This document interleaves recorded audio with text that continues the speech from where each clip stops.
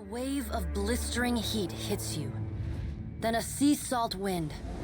Divine voices boom and screech. Their words shake the platform beneath you, shake the very air around you. The gods are fighting.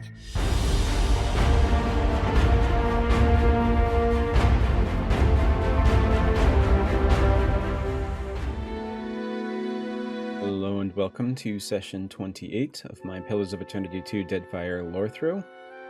We're currently at Kahanga Palace. Last time was a very eventful session. We went to Ashen Ma and spoke with Aethys there. We found that his plan is to go to Ukaizo and destroy the wheel being the mechanism that recycles souls in Aora. In other words, when a person dies, their soul enters the in-between and eventually makes its way to the wheel to be distributed to a new body at some point.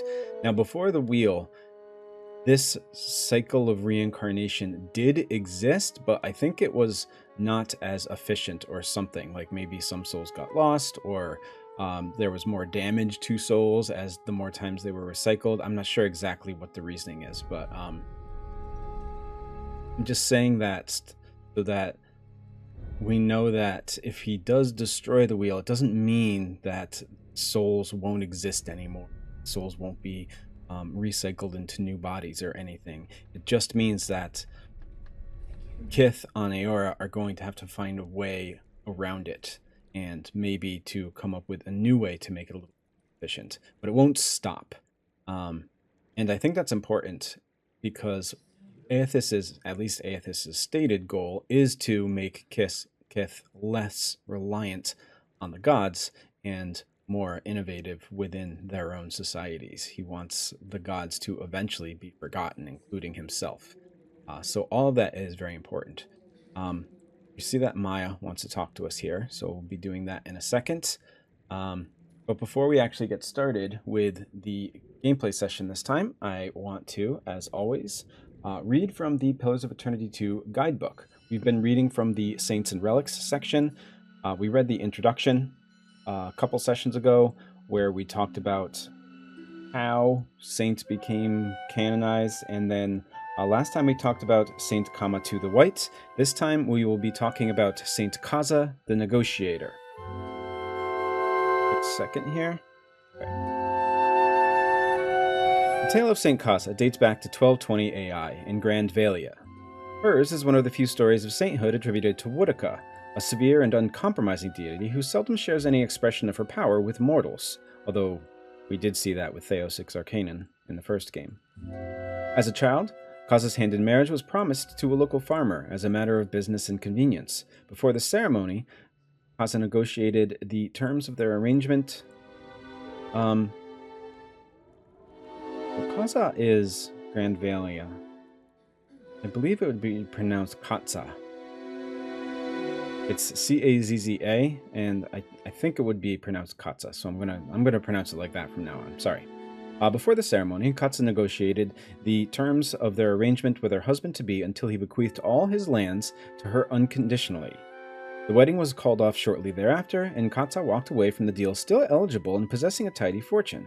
Those who suspected Cazza of engaging in confident scheme affirmed that the record-keeping was all in order and quietly stifled their misgivings. The farmer never spoke of the terms of the deal. Cazza later came into public attention as a woman of wealth and esteem. Through a series of political maneuverings, she argued her way to becoming the first self-made Viscontessa. From there, she found herself navigating high society with ease, seamlessly making her way into the hearts of her countrymen until she found herself seated at her country's throne, where she remained for many years and ruled in fairness as an advocate of the people.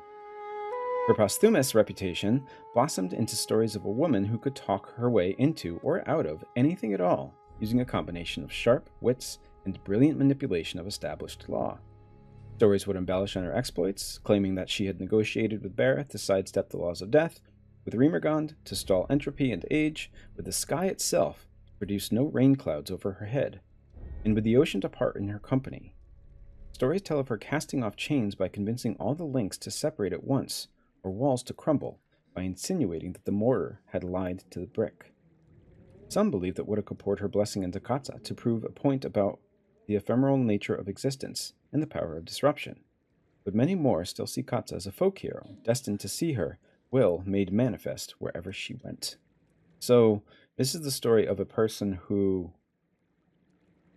it seems, was born into poverty, but was eventually able to make something of herself through a questionable marriage proposal that didn't actually come to pass, and her life afterwards, where she became a vice contessa. So it seems like her sainthood is more attributed to what she was able to accomplish in her life than it was to any of the gods in particular. There are theories about how some of the gods could have helped her, but none of them have been proven. All right. Here we are in the throne room at the Kahanga. Before I started today, I did want to read our new quest here. So, I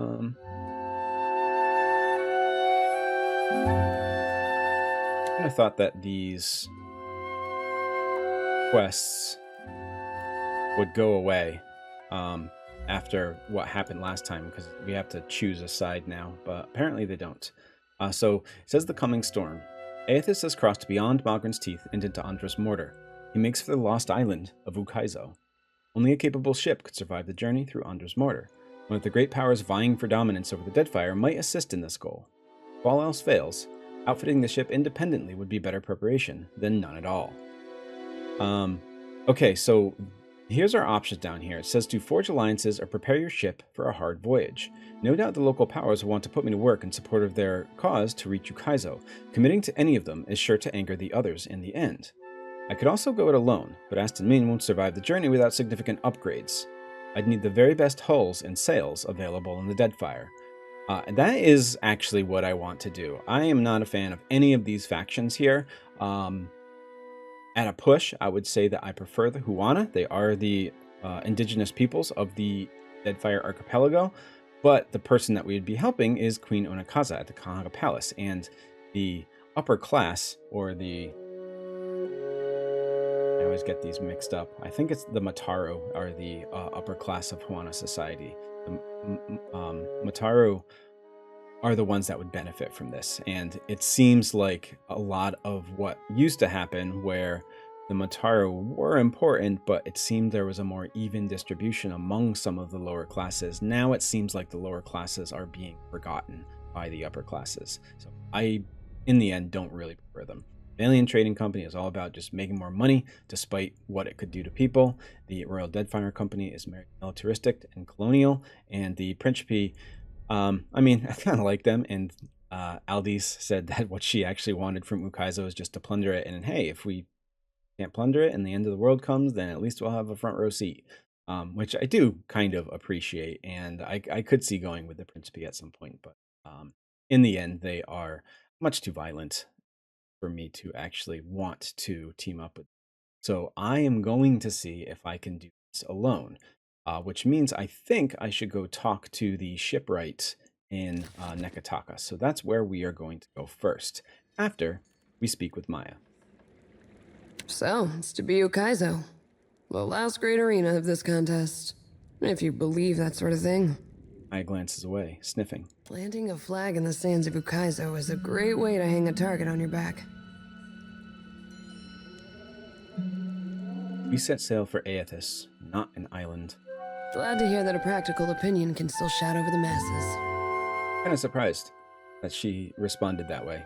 I mean, obviously she wants the Royal Deadfire Company to have control over it, but after we spoke with Aethys last time and said that we needed to go to Ukaizo, all these leaders that we were talking to seemed more concerned with staking a claim in Ukaizo rather than trying to either stop Aethys or figure out what's going on or something like that. They were more concerned with how to get rich off of it, basically. Whether they were getting rich off money, land, whatever. And I thought that she would kind of side with the Royal Deadfire Company, but it seems like she is at least saying, yeah, people are kind of being a little stupid about it. But I wonder if there's going to be a clarifier here. Let's see. I just want to know that we're doing this for the right reason. So far, I'm unconvinced. Until I see Ukaizo for myself, it's a bedtime story. Let the poets hang their hopes on a dream. Rawatai's navy should be better than this. Oh.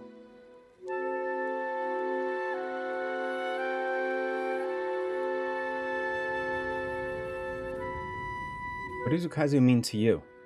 Ukaizo has fooled everyone into sacrificing and compromising for the ultimate prize of what? Getting there first? Even if we succeed, not everyone's gonna make it back to sing the tale of lost Ukaizo. Sounds like you have personal reservations. Ukaizo isn't a fortress in the path of shipping lanes. We don't even know if this mythical island has any defensive value. Maia throws her arms up. Shisa dances back with ruffled feathers and an irritated squawk. When this campaign is spread across razor-thin margins, how does the company plan on sustaining a garrison half the world away in uncharted seas? All the powers imagine that Ukaizo is a symbol for control, and they're willing to bet everything that they're right. Trading companies can bicker for territory. We have work to do. Couldn't be prouder to be a part of it, Captain. Thanks for letting me squawk in your ear like a Shiza after too much shark meat. I needed that. Maia sighs and cracks her neck with both hands. Let's be off. That was very heartening. I thought Maia was going to say, hey, we better go with the Royal Deadfire Company or I'm leaving. But she seems much more open-minded about that. Actually made me change my mind about who she is and what she's like. Glad I talked to her. Alright, so let's make for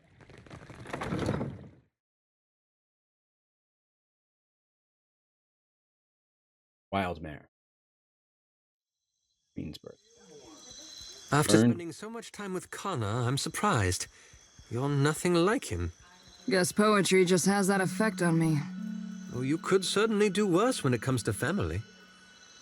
Alright, so Burning Book was glowing in my back. Means Woedica wants to talk to us. So let's see what she has to say. That display at the Kahanga Palace was shameful to witness, nothing less than proof of why mortals require capable rulership and a strong hand.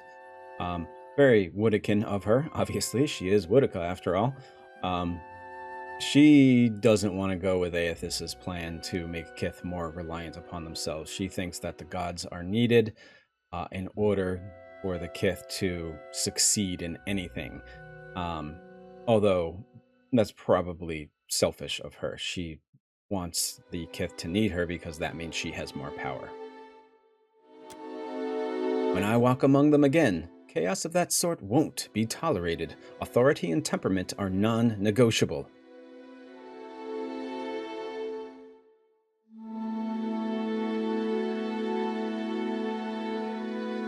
Blame mortals when a god is the one sowing chaos. Aethys has done nothing but expose an existing fault, one which would have cracked, even if we had let it be. My siblings took a valiant swing at Aethys, but it seems our intervention will have to wait until we've had time to gather our strength. As we left Ashen Maw, Mogren erupted the volcano, and Ondra sent a tidal wave to try and stop Aethys, but none of those things worked, and that's what Woedica is getting at here. What of you, Watcher? Your bearing is set, and Ukaizo looms on the horizon. After everything you've seen, do you believe mortals are equipped to take control of their destiny? Or do they need a firmer hand?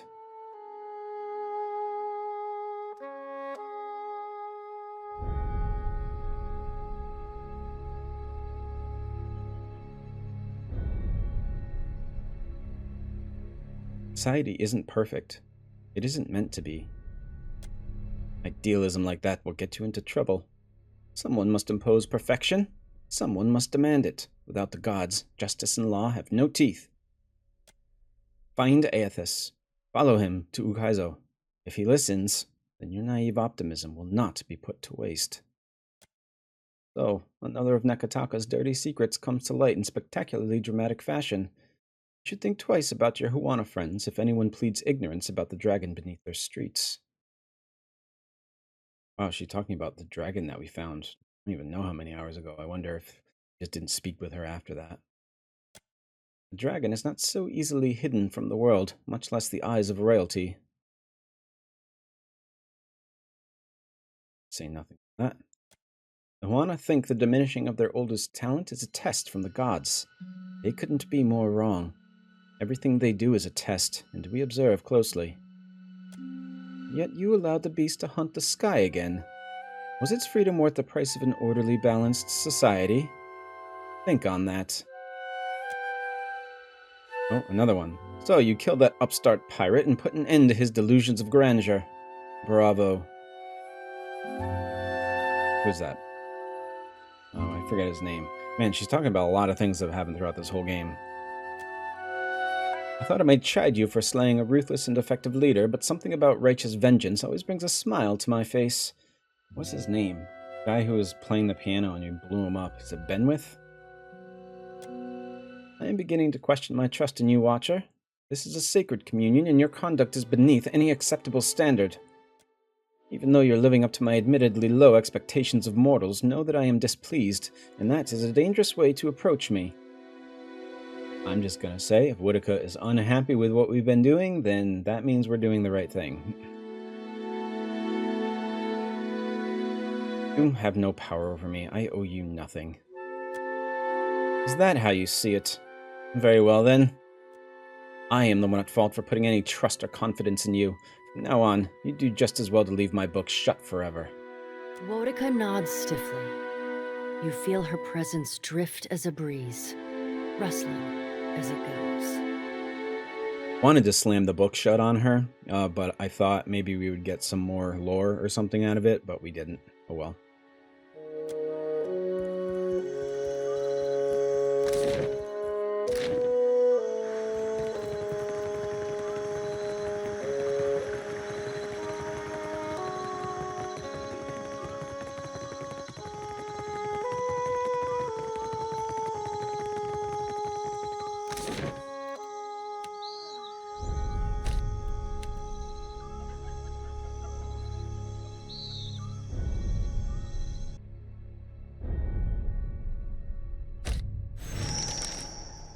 Receive a letter bearing the seal of the Valiant Trading Company in Flaunalet's terrible handwriting. Read it. Flaunalet's crabbed handwriting makes much of this missive difficult to read. Watcher, I hope this message finds you in good health. We've made our adjustments to the machines and are ready to make another attempt at your transportation. Please make your way to the spire as soon as you are able. I believe we have it this time. Your partner in discovery, Flaunalet. Stray letter.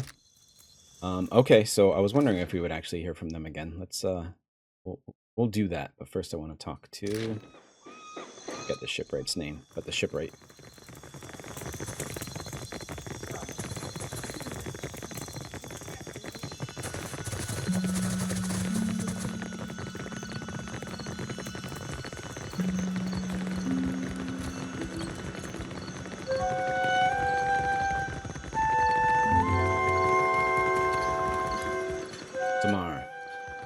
Business comes and goes like the tide.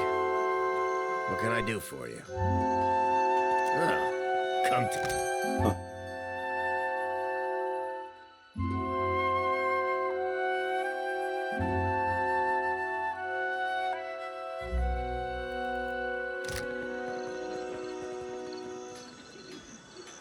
I thought that maybe he would say something about how we could sail through the storms in Cazza. Who else would we see about that?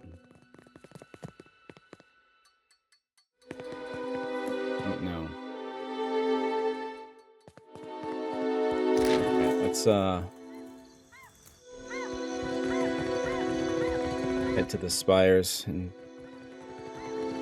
see what happens this time when we do the teleportation.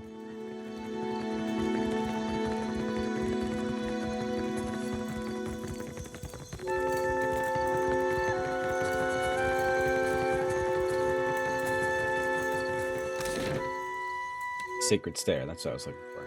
Spire of the Soul Seers.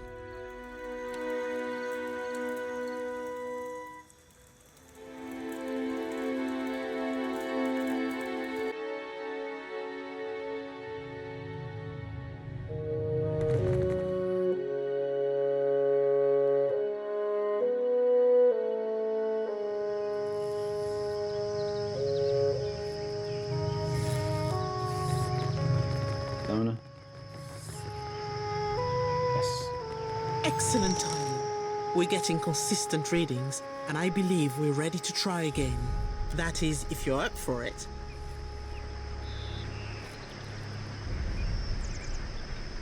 I'm really sure it'll work this time. Clinging to certainty is a novice's mistake.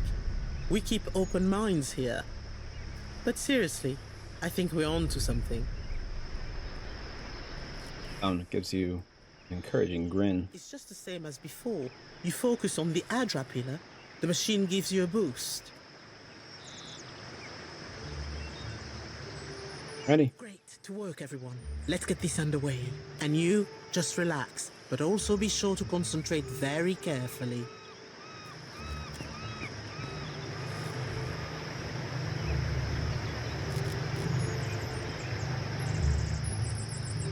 Look for the next Adra pillar.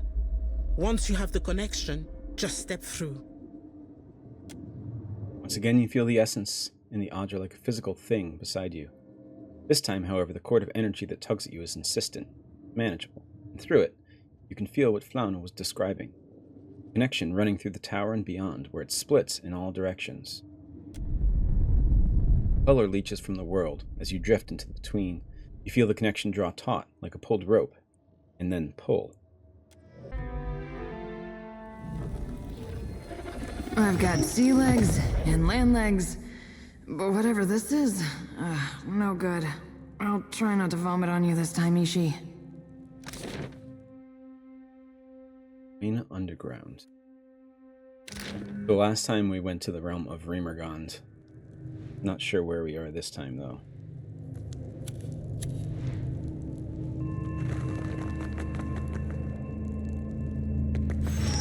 There's an empty socket in this panel as if something were removed.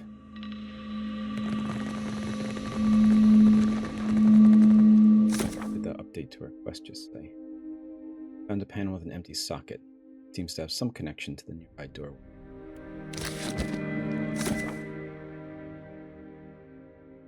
So it does say I was sent off course again. Not underwater, but I am underground. Absorb Grubmaster and Grub Companion. Justly.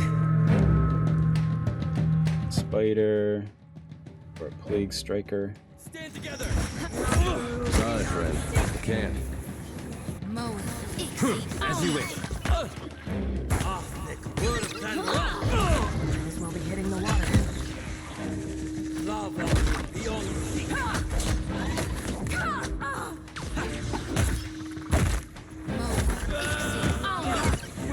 Where'd these guys come from?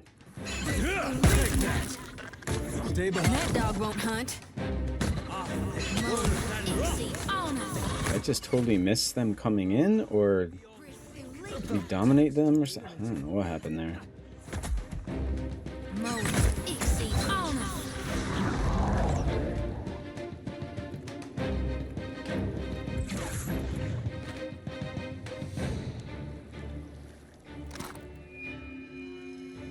Exceptional Zorp Spear.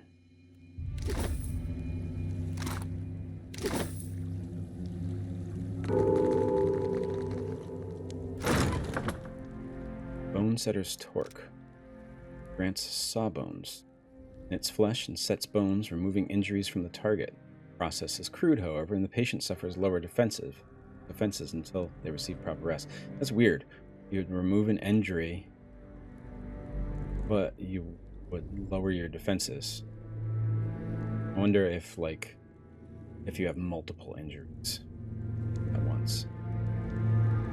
In the early days of alien sea exploration, innumerable dangers threatened any ship setting out for uncharted waters. Far from proper medical aid, even minor injuries or illnesses could render a ship's crew ineffective, ending expeditions before they were complete. Such ventures were often funded by Valian interests and represented considerable capital. Thus, the Admiralty commissioned the services of Gregory Felice Me Fontina, a renowned physician. Working with enchanters and artificers, Fontina developed a method by which to transfer basic medical knowledge into affordably made torques, which could be easily manufactured, shipped, and stored. These trinkets were widely distributed to the ship's quartermasters and surgeons, allowing them to treat their crew more effectively. Following the amulet's introduction, the Admiralty noted a slight but undeniable increase in the survival rate of their crews, and thus the success rate of their expeditions. This goes to another area. This is like a, is it an anglerfish on the wall? It's a symbol of Ondra.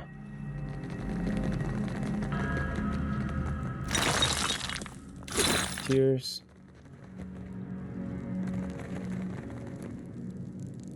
Tunnel narrows quickly up ahead, but barring further passage.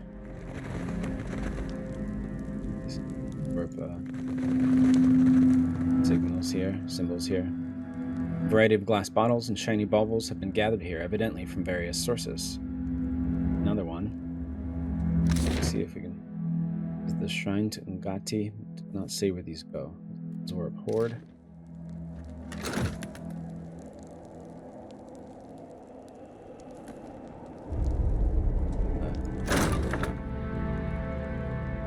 Got a lever. Its length of wood appears to be tooled to fit some kind of socket. That's probably to that door that we ran at the beginning. Fine morning star. Yep, I found a lever. Looks like it fits into something else. An immolator bomb and obsidian flakes.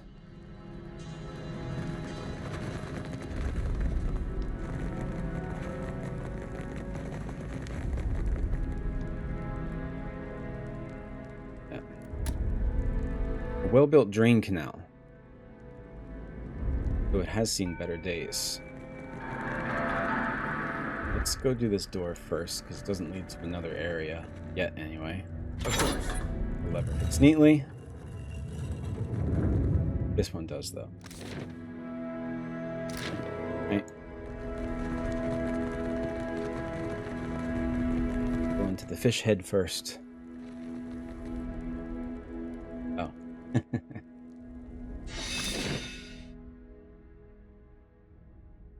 That was.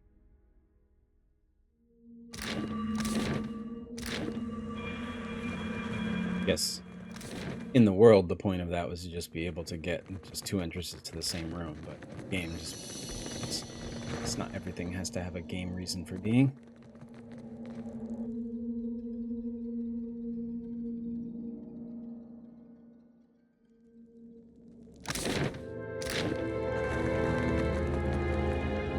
Rocks and debris have collapsed into this mechanism, rendering it inoperable.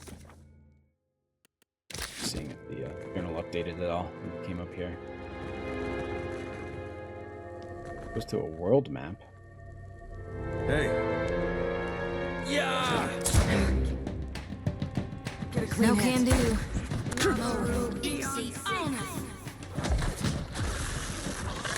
That's right, I need to power Maia. Oh, come on, why are they after Bjartur again? He's got a gun for this reason.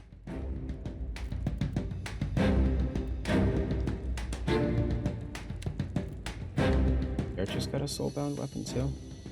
No, let's show you.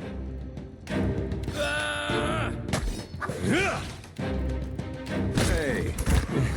Not exactly my area Let's of reap expertise. this whirlwind.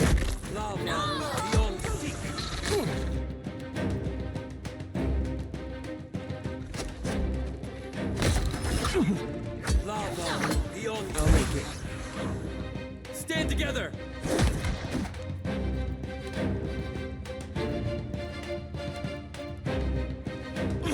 Nothing I can do. About taxed to my limit. You were saying?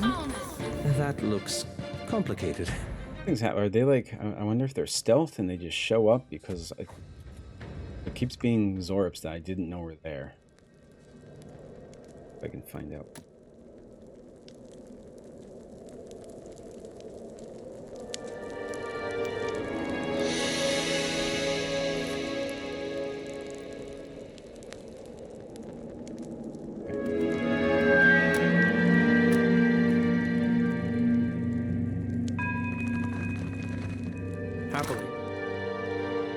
Superb Zorp staff. Ahiwa snapper. Tongues and spears.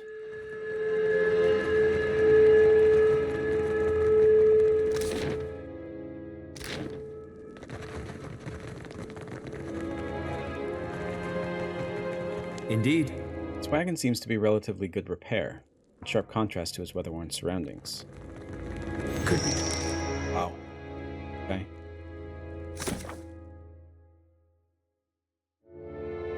Zorps have taken over the shrine, led by what appears to be a Jotun. Feast they've made for us. A Plague Striker, Wild Guard, Baru Trader. Oh, Baru Trader. Oh, it looks like he's bound. Yeah, he's a prisoner. Okay. Roadmasters, Plague Striker. Let's go get him. Folks.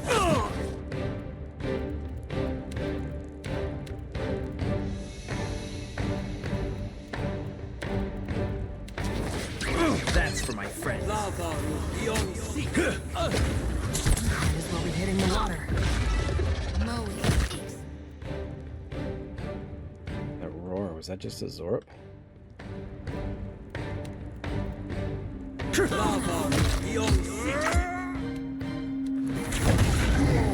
That must hurt. Yep, there goes another one. What is going on? These Zorps are just like crawling out of the wall or something? Are they teleporting?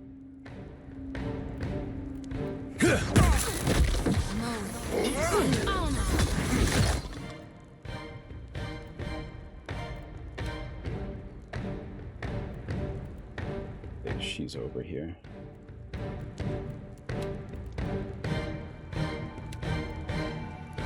Devotion to the faithful and devotion to benedict. Oh wait, let's see.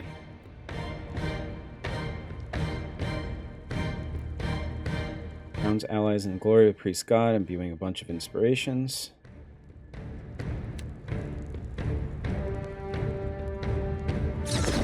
That's it.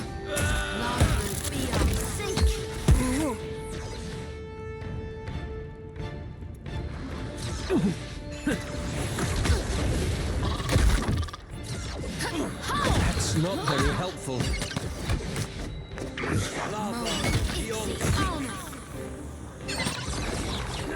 Stand together. Surprisingly hardy Zorps in here.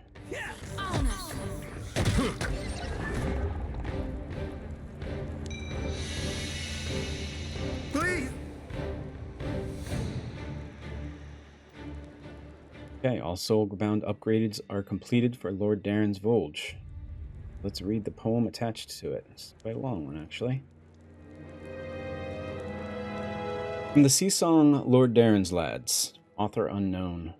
Well, the year I found myself first mate, 'twas the spring of 2668, left my home and lover dear. We had a letter from Adir's given plundering rights. Deerwood ships were up for a fight. Gods damned them once and damned them thrice. Lord Darren promised gold and glittering prizes. We set sail, head Deerwood bound. 2 weeks at sea and a rebel we found. We were brave young fools and surely mad. We couldn't be stopped. We were Darren's lads. Lord Darren called for ramming speed. Draw your blades, said he, let's make 'em bleed. I miss my home and lover dear. We closed and crashed and leapt aboard, bled them more than they could afford. Gods damned them once and damned them twice. Lord Darren promised gold and glittering prizes. Terrible rhyme right there. Lord Darren with his Volge fought true, brought thunder and sparks and led us through. We were brave young fools and surely mad. We can't be stopped, we were Darren's lads. Enemies crushed, we filled our hold with all our ill-gotten gold, riches from my lover dear. Ere a fortnight passed, we struck again, sank 2 sloops under pounding rain. Gods damned them once and damned them twice. Lord Darren promised gold and glittering prizes. Lord Darren brought the storms to heal, and lightning struck from astern to keel. We were brave young fools and surely mad. We couldn't be stopped. We were Darren's lads. We sailed and fought for the king, all loyal brigands to the sea. Judge me not, my lover dear. We sailed through squalls and maelstroms, crushed rebel fleets with thunderstorms. Gods damned them once and damned them twice. Lord Darren promised gold and glittering prizes. Blood and broke timber did abound, but there was no plunder to be found. We were brave young fools and surely mad. We couldn't be stopped. We were Darren's lads. We couldn't stand. He had to know. Lord Darren turned from friend to foe. I'll come home soon, my lover dear. We took our chance, we mutineers, but he wouldn't back down. He had no fear. Gods damn him once and damn him twice. Gods damn, he promised us glittering prizes. He called lightning down upon our heads, burned the boat, and struck us dead. We were brave young fools and surely mad. Only Lord Darren could kill Darren's lads. Forgive me, please, my lover dear. So it sounds like some kind of a sea shanty there about Lord Darren who betrayed his people in the end. I wonder, maybe that will add a sea shanty to our roster of sea shanties?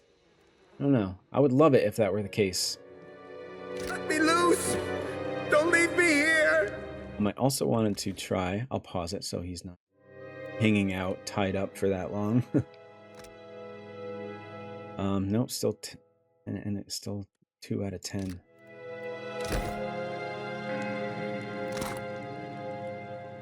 Personal hunting bow.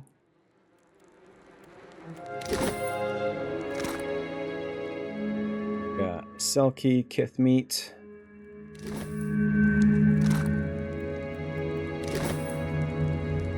Talk to the trader. At a glance, you take this man to be one of the Huana. His face crumples as you approach, and he sags his bindings, murmuring repeated oaths of gratitude. Please help me. I do not know how it is you came by this place, but please, you must save us. Save us, huh? Those animals ate him. My friend. I could only watch. He hangs his head, shuddering. If we look at this table over here, we can see a bunch of limbs. Same with this one. Riku, who takes his life and spares mine. Please, let me free. I cannot stay here any longer. Where are we? What? Oh, it is an old shrine to Nagati. The priests, they went to Neketaka, and now there are no guards on these roads. How far are we from the city? 2 days with a cart, I think. I am not sure. But how is it you do not know? And this is what animancers consider science? I'm not impressed. Folds his arms. I mean,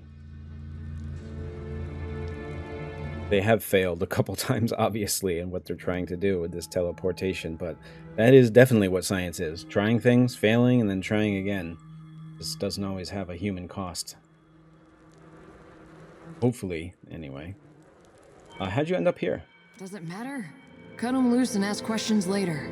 Joe. Sorry, Maya. We are just merchants, traders. The lizards surrounded our wagon and dragged us here. Tamao is gone. But Dima, surely she is still here? Untie him. You have my thanks once again. The man rubs his chafed wrists. They took someone else. Adima, she must still be in the cages to the southeast. These creatures must have a key somewhere. Please help her. I think I will be sick. May Nagati guide you to calm waters. Staggers for the entrance. Okay, so, says I found a Huana captive tied up in the main hall. He told me one of his associates, one devoured by the Jotun, and the other locked in a cage to the southeast. And we did get a key.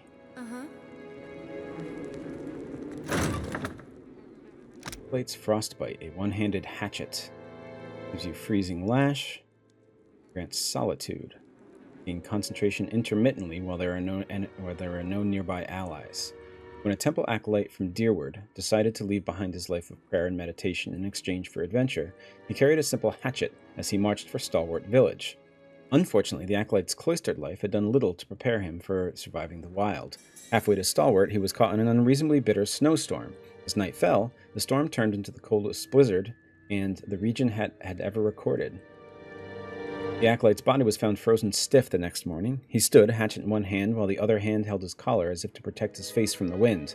The hatchet, now permanently covered in a layer of frost, houses a portion of his wayward soul. Okay.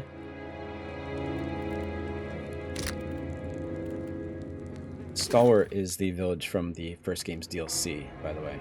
Of course. In the White March Mountains.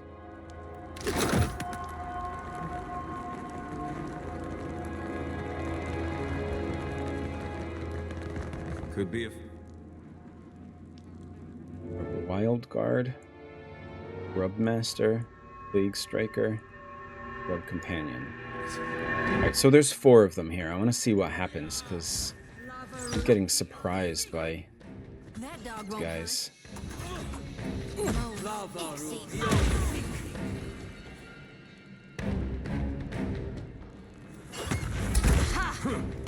I can't do it.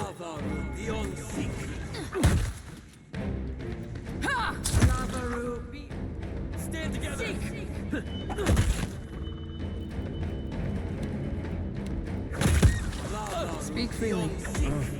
No help here.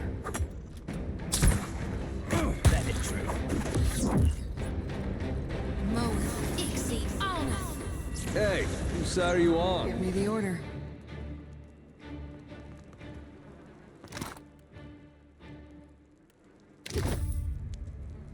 Still want to try get some more empowered attacks, and she is out of empowers Maia, so we're going to take a rest.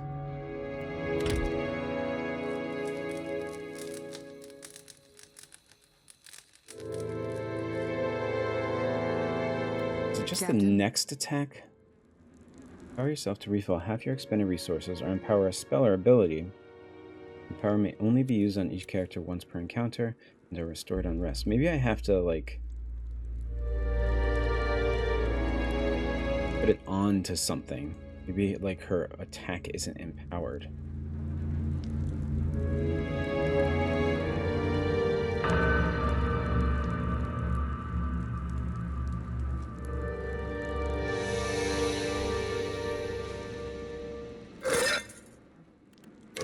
Dagger, hardtack, and white yennefer. Smashed crates, broken chests, and various other discarded items are piled high against the wall. Say the word. Yeah! Can't get a clean hit. Okay, so these plague strikers are warping. That's what's going on. Okay.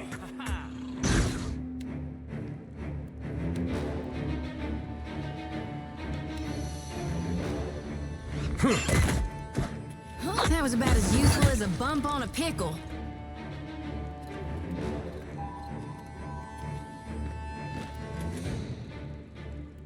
I'm listening. Let's go. Didn't actually take.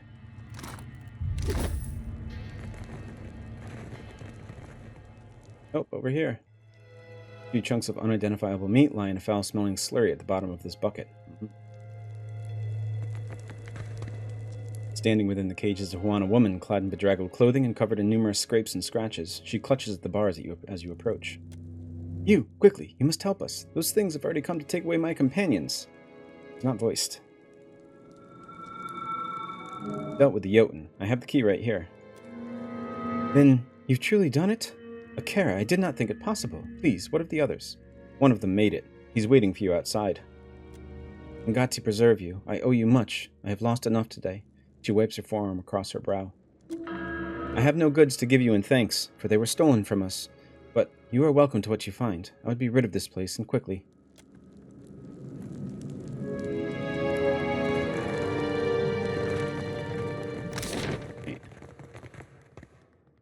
Like this whole area is explored. Let's head out to the world map. I wonder if we're still on the same island as Neketaka.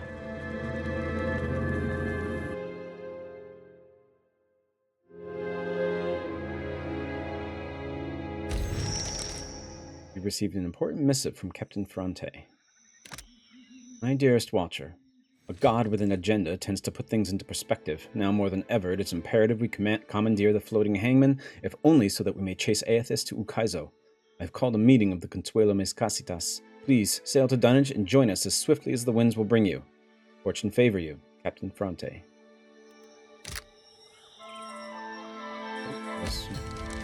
The steward would like to speak to you. Okay.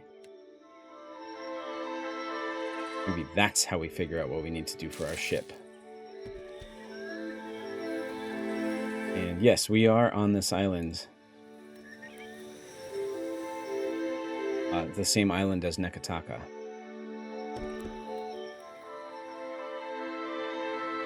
To the west of Neketaka, rolling verdant plains stretch toward the mountains. Spiked plants with bright flowers punctuate the emerald green tall grass. The occasional tree dots the landscape, broad foliage casting shape like a parasol. You crest a rise to see a group of reptilian figures roughly 100 feet down the hill. Hunched atop a broad, flat stone, the Zorops chirp and squawk. Use a spyglass. Through the lenses of your spyglass, you make out a party of 10 or so Zorops. Several are poking at grubs with long sticks under the guidance of one of their shaman. In the center of the circle, two of the grubs snap at one another. Egged on by their Zorb captors, sneak closer and observe. Failure? One of the Zorbs perks up, nostrils flaring, and its head twists directly towards Shodi. It barks and chirps, pointing a claw towards your companion. The small creatures produce bows and spears, which they brandish threatening at you. They make no move to attack, however. Can I impress them with sleight of hand? Or say easy there? I'm going to impress them with my sleight of hand. I don't know if they'll understand me. I thought the archer had a higher sleight of hand. Oh, that's mechanics I'm thinking of. Easy there, we mean you no harm. Only got one. So let's do the sleight of hand thing. Nope. You perform a simple coin flip and the Zorps stare at you. Never seen less impressed Wilder. One shakes its head, resting disappointed palm on its snout. Another sits down, cradling its head in its hands. Easy there, we mean you no harm. The Zorps chitter angrily at you, thrusting their spears in your direction as if to ward you off. I'll go. The Zorps silently watch you back away. Once you're well away, they begin chittering amongst themselves. A few turn back to their games, but others take up watch positions around the periphery of the rock. You leave the Wilder behind. Okay. We didn't have to kill them. That's good. It didn't seem like they wanted to get in a fight with us. Shrine here? You notice a small pavilion containing a large weathered statue of stone in a little ways off the path. It appears to be Huana's shrine. Search the surrounding area. The statue and surrounding area is clean and maintained. Locals likely visit the shrine frequently to keep it that way. You look around but don't see anyone nearby. Approach and identify it. The statue bears the shape of a nude woman with the head of a monstrous fish. It portrays Ngati, the Huana's rendition of Ondra. An inscription runs along the shrine's base. The surf smooths stones, but also crushes them into sand. Pray at the shrine and rest. You kneel before the shrine and begin to pray. You've only been at it a short time when you hear footsteps behind you. A group of Huana from a city approach the shrine. Armed and armored, they clearly make this pilgrimage prepared for bandits. Akira, what are you doing here? One of them asks you, openly scowling. As you stand to answer, another of the Yamawa speaks. For what do you yell at them? I say this worshipper always helps Huana. The first scowls. This one? I say this one is of the same sort as those in Queen's Birth. You get up to answer, but another of the Yamawa cuts you off, growling through sharp teeth. You sort are not welcome here, foreigner. Go. Leave this place.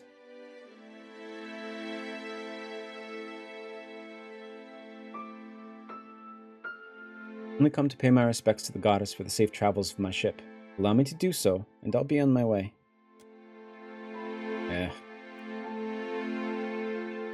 Only another one diplomacy there. Let's sing an Andrate dirge. Damn. The Huana do not appear impressed, but have instead moved to surround you.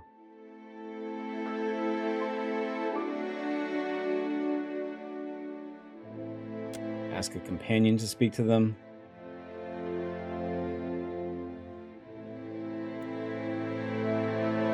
How about... I don't think any of them is really good.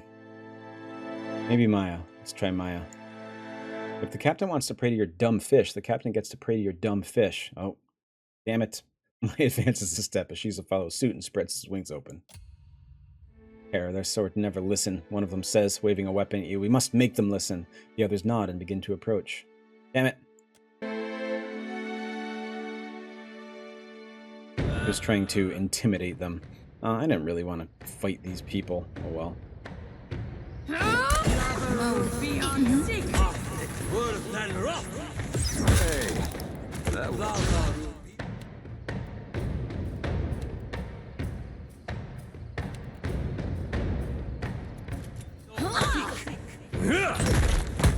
Stand together! Lava beyond the peak. Captain?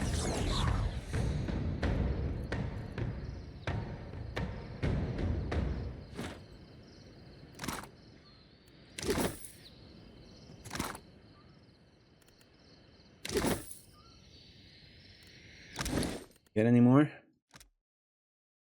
Got 3. Let's go.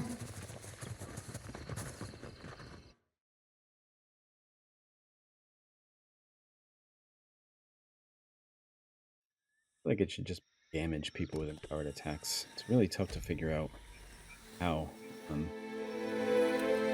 if an attack is going to kill somebody or not, and if it'll happen in time because it takes her so long to reload the weapon. You received an important missive from Hazanui Karu. Yarter, I hope you've recovered from your ordeal at Mogren's Teeth. Come see me at the Imperial Command in the Brass Citadel when you return to Neketaka. The way to Ukaizu lies open before us, but I require your help with a final matter. In glory, Hazanui Karu.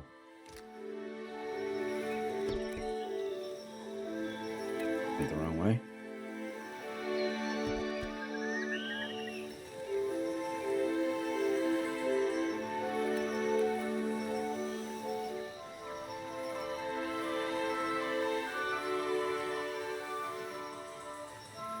I think there's another area to explore down here. Yeah.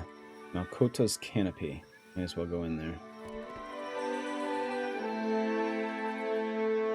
You're cutting your way through the dense, hilly jungles to the west of Neketaka when you stumble upon a small campsite. At first, it merely appears abandoned. The 2 tents present have collapsed. But then, you see the bodies. 2 corpses, torn apart and mostly eaten, sprawl across the dark earth. Search the area. Campsite has been thoroughly destroyed. The tents lie crushed as if under some great foot. A kettle rests on its side, very nearly caved in, and fire has been stomped out. Is that Aethys's foot? The bodies, what's left of them, bear the tattered remnants of the robes and holy symbols of the dawn stars. Trees to the south hunch bent aside, as if whatever caused this carnage came from and left from that direction. Search for the presence of spirits. You focus your watcher abilities, opening yourself to the presence of any lingering essence. A vision tugs at you, dragging you forward like the rushing current of a flooded river. You see the creatures nigh twice the height of a human, standing among the ruins of your campsite, eating the corpses of your fellows. Vines and moss hang from their amorphous, bark-covered form. Lurkers. Oh wow. Let's read this. I don't know if we read the Lurkers Bestiary entry yet, so this will cover that. Lurkers are comprised of a colony of several different species of parasitic carnivorous plants and fungi working together to hunt a common prey. As a whole, they stand nearly 10 feet tall in a vaguely anthropomorphic body comprised of vines, leaves, roots, and earth. The coexistence of so many separate organisms makes them hardy and difficult to eradicate.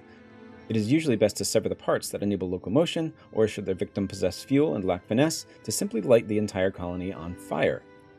While the means by which lurkers form remains something of a mystery, some speculate that they form when certain species of flesh-eating plants come together on a common host, such as the hollowed-out victims of dank spores, and that they achieve locomotion once sufficiently colonized.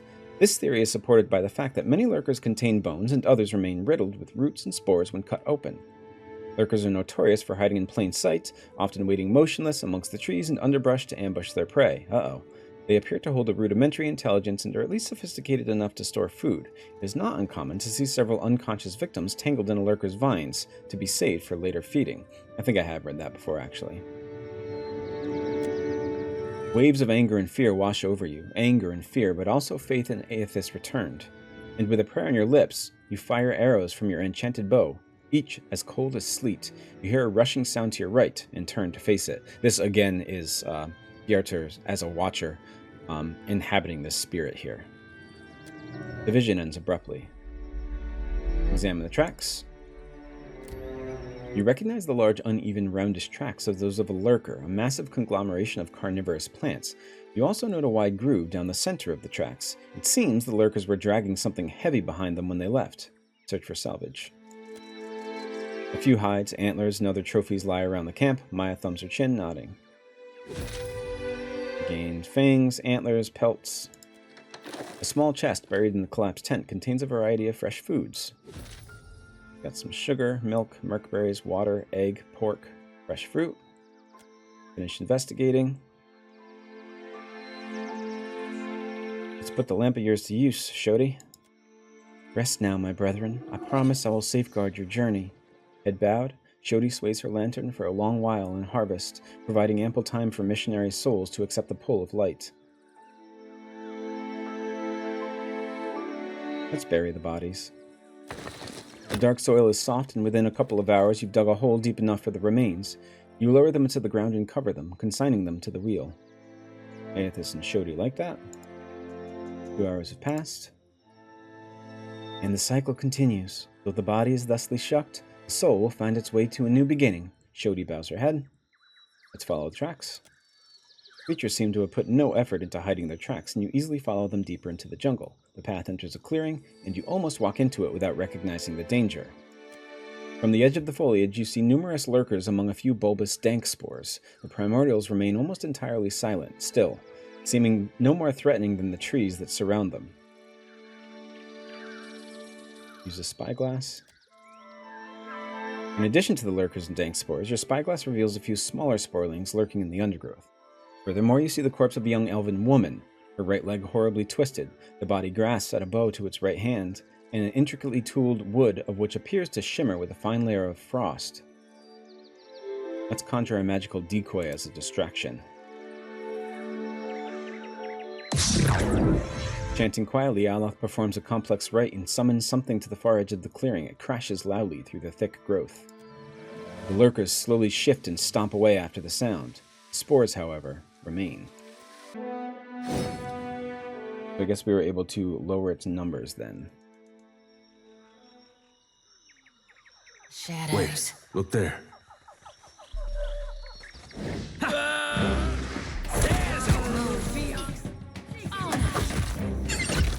These dank spores can be dangerous. You let them dominate you, but I think we're powerful enough to not have to worry about that. And the lurkers are not here. Wonder if they'll come back at some point. Nope. You have a charmed dog, though. Indeed. This is the Frost Seeker bow that the scripted interaction told us about. She was holding on to. Garland's Rake, free slash damage AoE at target location on scoring a crit. Fires multiple projectiles at slightly reduced damage. Ranger Alice of the Blackwood acquired this bow from a vagabond mage after she and her weasel companion, Lysa, rescued the man from the captivity of Garland the Ice Troll. The mage used the troll's dying tears to infuse the bow with the power to shoot arrows of enchanted ice. From that day forth, Alice was never seen on patrol without the bow in her hand. So I wonder if this is Alice. It's just a person who had the bow.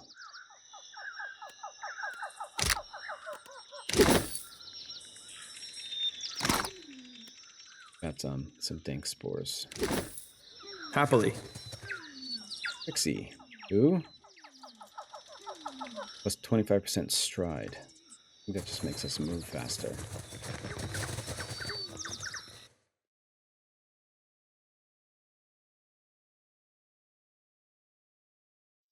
That's it.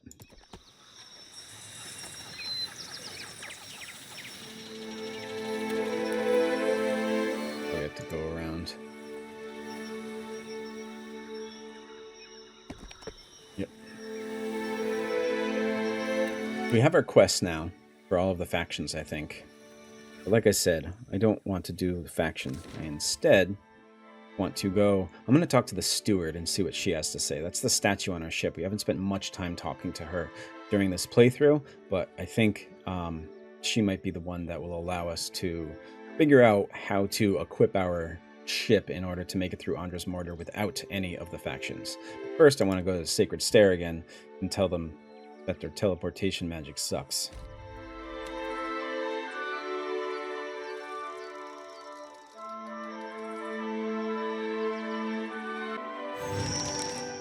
They must have called for reinforcements. Oh, Don't let them escape! Yeah. some mercenaries here. Into this cipher first, before she can take control of us. For the homeland! Lava beyond speak.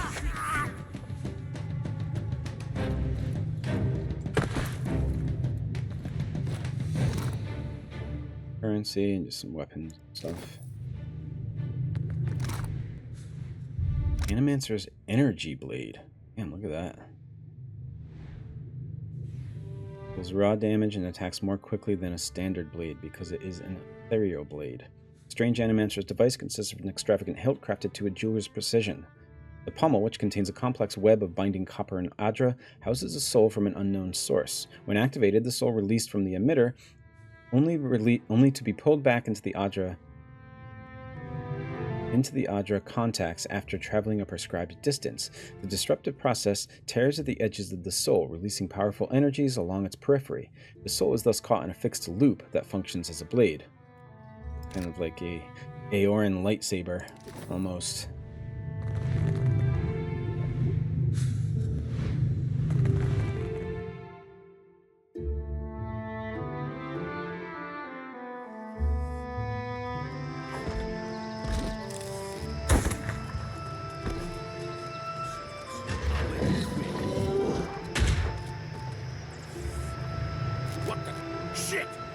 Behind us! Look! How did that construct go down? Paladin, fighter, cipher, wizard. That would be a no. Yeah.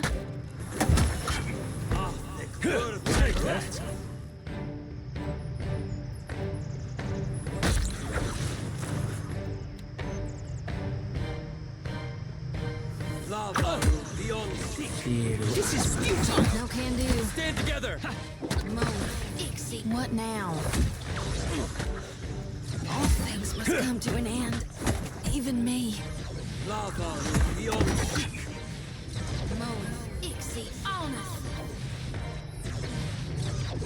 Lava beyond seek. No, this job was rotten. He turns his face with some difficulty toward Maia.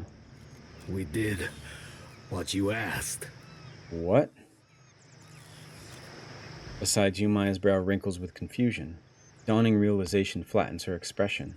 She moves to crouch beside the dying man. With a final shuddering gasp, the man lies still. Beneath the bloodied surface of his body, the essence of his spirit flutters free of him. A muffled clatter draws your attention to the nearby chest.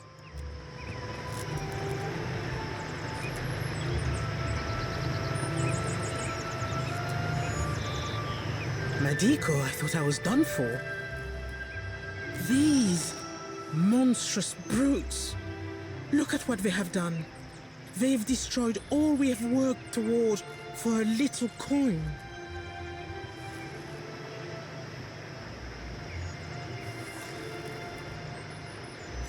Looks like the Royal Deadfire Company isn't happy with your progress. This is a bold move, even for the Royal Deadfire Company. They are losing patience. And look at our machines. We'll clean up here, see to the wounded. You'd best get over to the offices. Let them know what happened. Maia jostles your shoulder as you make to leave, her voice lowered to a discreet murmur. One way or another, this is only going to get worse. Worth thinking about.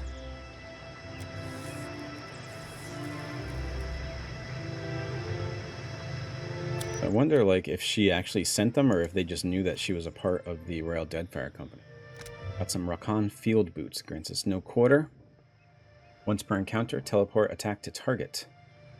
Unleashes a blast of fury at the point of impact, probably knocking down foes in the area. Plated boots are badly corroded around the heels.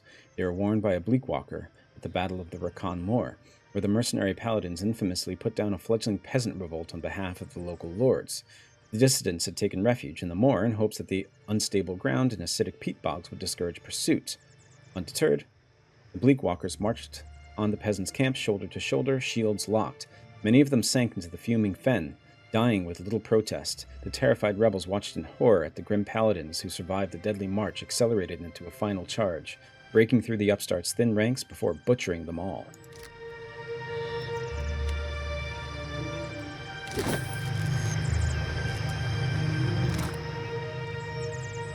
Grimoire. Some clothes and some copper leaf. Nothing. That's weird.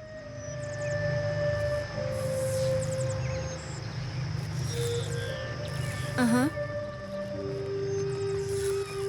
Okay, so I wonder if that just doesn't we got that quest immediately after we returned to Neketaka after speaking with Aethys at the Ashen Moss. So I wonder if that doesn't happen until then, and it's kind of a way to maybe nudge us toward either the Royal Deadfire Company or Valiant Trading Company, depending on what we think of their experiments versus Royal Deadfire Company's mercenaries. Okay, so I wonder if we should go and speak with Valiant Trading Company or not. First thing I want to do is go to the Steward, so that's the first thing we're going to do, actually.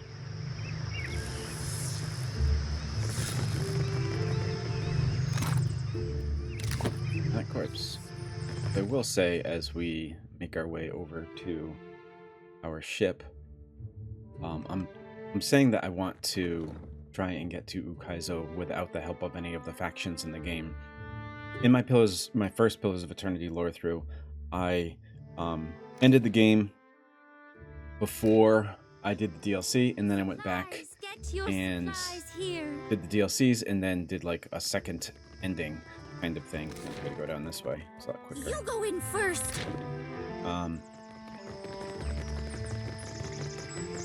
And I do plan to do that this time around. I want to finish it here without the help of any of the factions. And, oh, I can just leave by sea, huh? I want to do it without the help of any of the factions, but then I want to go through, do all the DLCs, and then after I do all that, maybe I'll even go through and team up with all the factions. So I have a save point located before we go to Ashen Maw, so that I can clean up anything. The reason I want to do this right now is just because Avowed is coming out. By the time this session is out, it'll be about a month, a little over a month, and I want to try and get at least an ending in before Avowed comes out. So that's why we're doing this first, but I do plan on going back, seeing the other faction endings, and doing all the DLC, because this obviously is a lore through, so it's good to get as much information as we can while we're playing through the game. Okay, leaving Queensbirth.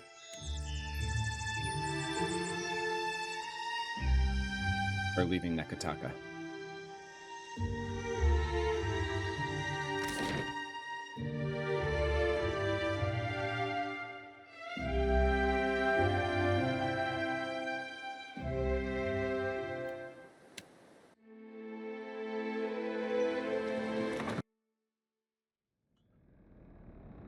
Of course. A moment of your time, Watcher, if you will.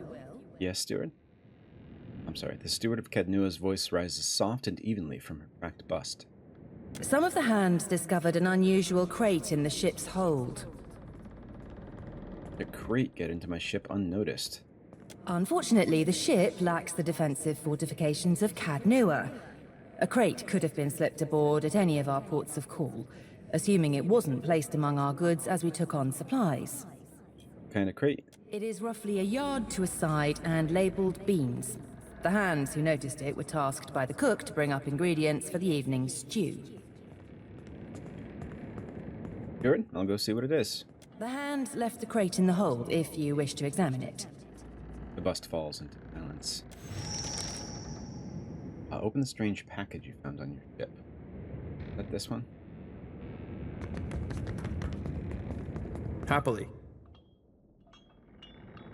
Sense of food, salt, spices, and drink mixed with the stale odor of old grass, the musty stink of rats, and the ever-present fragrance of the sea. Aston Minrocks gently, and you hear faint whispers, likely the quiet brushing of the winds against the sails. Not far in, you find the crate in question. Its sides split by crowbars, the dry grass used as packing material slipped across the floor. Within stands an intricately crafted chest of some dark tropical wood. A polished visage peers up at you. A triumvirate of wild animal faces carved in the swirling Huana style. The front of the chest bears an iron latch affixed to a complex iron mechanism that runs the top four corners of the chest. You see no bolts or keyholes. Let's examine the carvings. Probably won't be able to do this one. Yeah. The three animals seem to be a spider, a stelgar, and a boar. You don't know if they have any greater significance. I think I know it. Shoddy's nose wrinkles at the image. I reckon this might be the Juana hunting god, like Galloween, but not exactly. Examine the latch, what I should be able to do. The lever mechanism ensures that the box remains tightly sealed, so there's no lock, no trap. Should be able to open it safely. Chest. Turn the latch to the right, and a series of metal arms shift with it. The clasps holding the top of the chest come free, and you easily lift the lid. Laying within, cradled by dry grass, is now Mayan head. Wow. The mottled flesh of its neck raggedly cut free from the rest of its body, wherever that may be. Jody peers down at the grim cargo. Can't say I was expecting a head. Not even a little. Need to fetch my lantern? As you peer down at the head, you feel a strange prickling sensation along your skin. Soul energy rises from the crate, throbbing in the air in time with the beating of your heart. It begins to take shape before you. Ooh. You can see me! It's really you then, the captain of the Defiance. It is Muatu. It's Aston Min, but yes. Oh, this is fantastic! How satisfying it is to know one did not give one's life in vain. I come from the island of Kazuwari, and we need your aid. Who are you? Me, Muatu, formerly of the island of Kazuwari, presently of the Beyond. So, how'd you come to be dead? An unfortunate side effect of encountering a swiftly moving blade at roughly shoulder height. Yes. We had to get a messenger to you, but we couldn't let me be seen leaving Kazuwari. An inelegant solution, maybe, but an efficient one. I do talk to the living too, you know? Of course. But anyone can do that. Well, nearly anyone. Not me, because of, you know. I came from Kazuwari, where the most skillful hunters, the most hardened explorers, the deadliest warriors all gather to earn the favor of Tawamawai. Tawamawai is the one I named for Galloween. But Humaire, the island's caretaker, says the essence that sustains the island has sickened. Curdled, she called it. The animals, the trees, they all churn with anger and fear.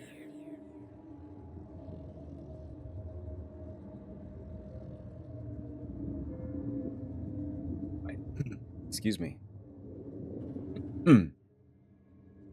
Why ask me? What can I do about it that its caretaker can't? We need a watcher. No one else can talk to souls, Humaire said, and souls are our problem. You're a watcher, right?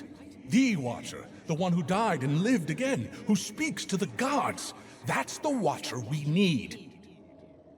Like getting spoken at by gods. I knew it! I knew Humaire wouldn't have lied.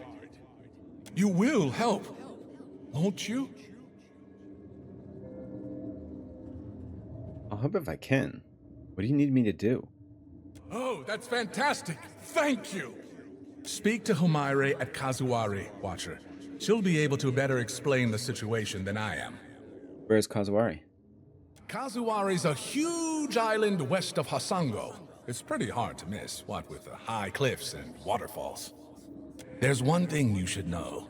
The faces of the hunt jealously control who enters and leaves the island. But there's a waterfall on the southern side of the island that will allow you to sneak in, so long as you're circumspect. I guess you should also know. Sis. The island's residents might not take too kindly to your presence if you're found. They're, prickly bunch. But I'm sure that won't be a problem for you. Before you have a chance to respond to the spirit's warning, you notice Constantine hovering nervously behind you. Need something? No, you know, I just... Clears his throat nervously. Thing is, I might know something about that box there.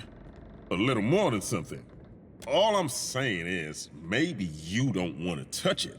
Maybe we tie a big rock to it and throw it overboard. Right now. I'm gonna need a bit more to go on than that. It's a box with a dead man's head in it. Actually, there's a spirit in the head, too. Great. That's great. You seem to know a lot about this. Why is that?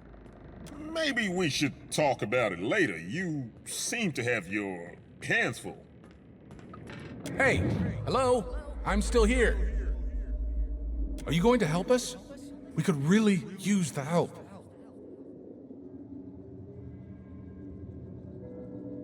I'll help however I can. Once we've arrived, I can help you find your way into the heart of the island. You know, if you want me to. I wouldn't want to presume. In the meantime, I'll be here, well, behind you, really, with the rest of the spirits following you around. We've gained an item, Moatu's head. Grants Moatu's aid. The wielder summons Moatu to their side. Moatu's attacks heal the wielder if they are nearby and become more powerful as he is empowered by the souls of the crucible. The severed head feels about as heavy as a coconut.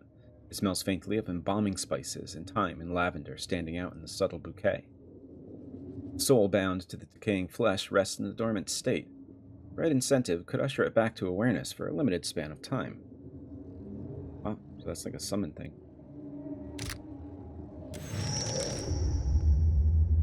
So this is...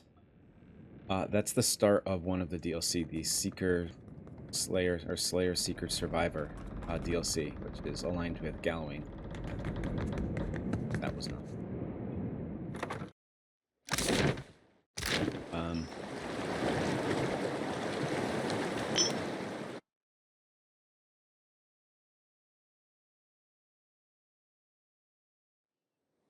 So we have found it. It is... thought we found it. Yeah. It's this island over here. I wonder, even though we found it, there wasn't actually a way to get to it. I didn't actually try to land on this at all, but I wonder if I wouldn't even have been able to if I wanted to.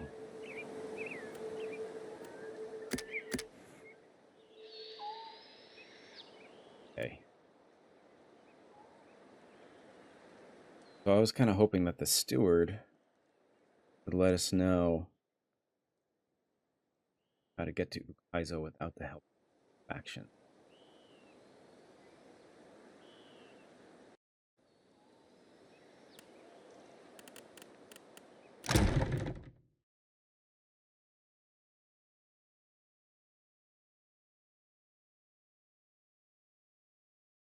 Have Blackwood.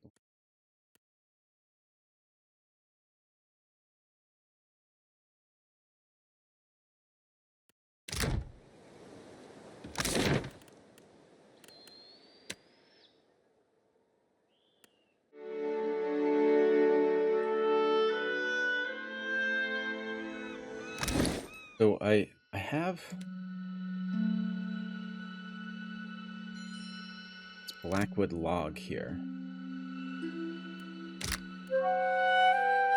And in order to get there, I need like the best hull and the best sails, I think it said. And I think that Blackwood log can give me a hull. So let me go back to Zamar. Zamar, I forget exactly. Pronounce his name.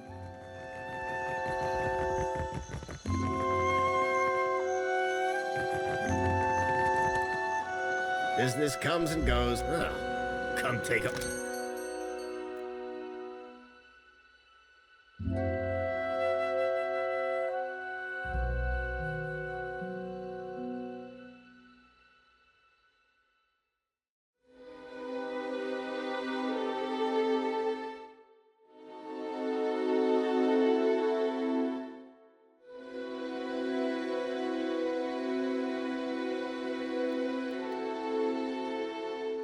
If the only way to do this is to look it up, I'm gonna do that.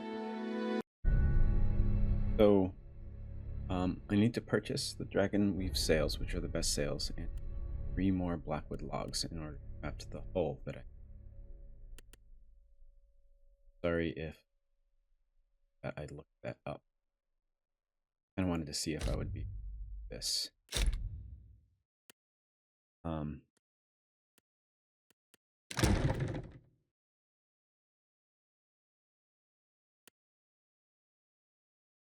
Yeah, I wanted to see if I could do this without getting one of the factions. So I think maybe doing it on your own is kind of like the way that you can do it after you have already game once or twice, because I don't know if there's actually a quest that tells you where the logs are or anything like that. But although interestingly, I did find out that you used to just be able to buy them right here. The hull and the sails right here from Zamor, but I guess you can't anymore. They changed it, but I'm still gonna go. I'm gonna go down this list. I have 2 Blackwood logs. Unfortunately, I do not remember which ones I actually got. I believe I got the one in the Crookspur dungeons, and there was one in the Drowned Barrows, which I think was the area with like there was like a Lich battle mage there or something like that. So I'm gonna go down this list and try and find the other ones. So I'm gonna leave by sea. First one is in Fort Deadlight Donjon, found in the cabinet in the bedroom area.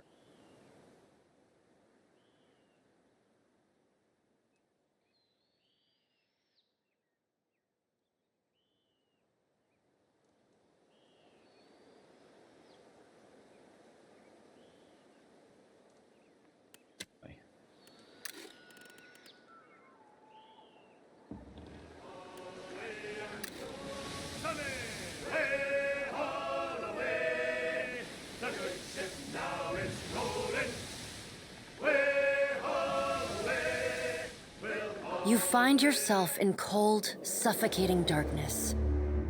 There is a familiar weight in your hand. A lantern.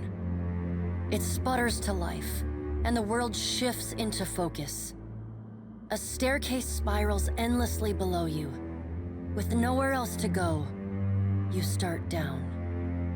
A wave of blistering heat hits you. Then a sea salt wind. Divine voices boom and screech. Their words shake the platform beneath you, shake the very air around you. The gods are fighting. Lay your blame elsewhere, Woedica. I won't suffer your arguments any longer. Mogren looms large before you, an accusing finger leveled at the melted visage of Woedica. I wonder why we are subject to this argument. Did somebody call us here? Woedica screws her mouth into a sneer. You fool! If only we had attacked him when I first proposed it. Accusations drip bitter as bile from her tongue.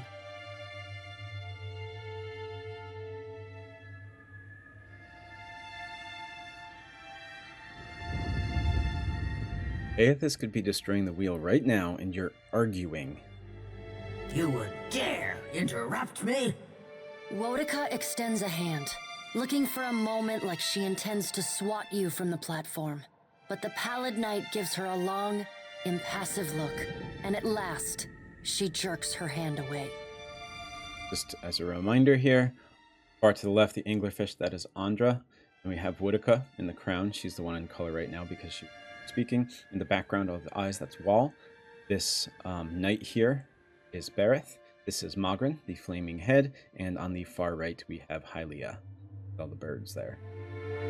The pallid knight looks down at you, a frown etched deep in her otherwise statue-still features. I am afraid we are not at our best. The Watchers returned. Perhaps we should hear what he has to say. Helia's birds chatter anxiously among themselves. Wal's many eyes alight on each god in turn. We make little enough progress on our own.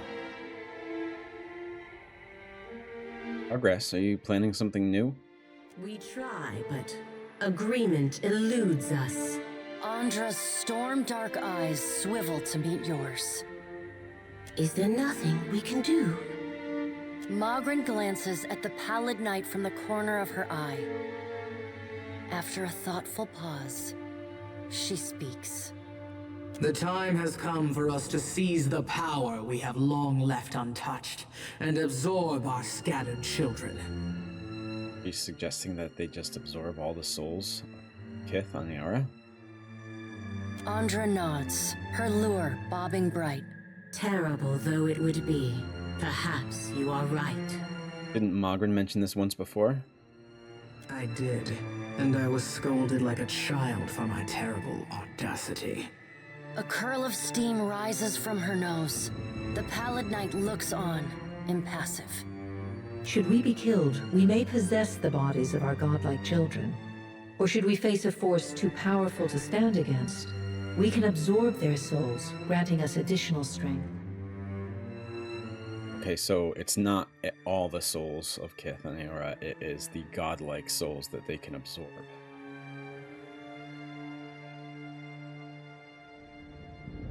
In Pallegina into Kehu? Keely's wayward daughter and Ondra's precious son, yes. They would die. Them and thousands of others.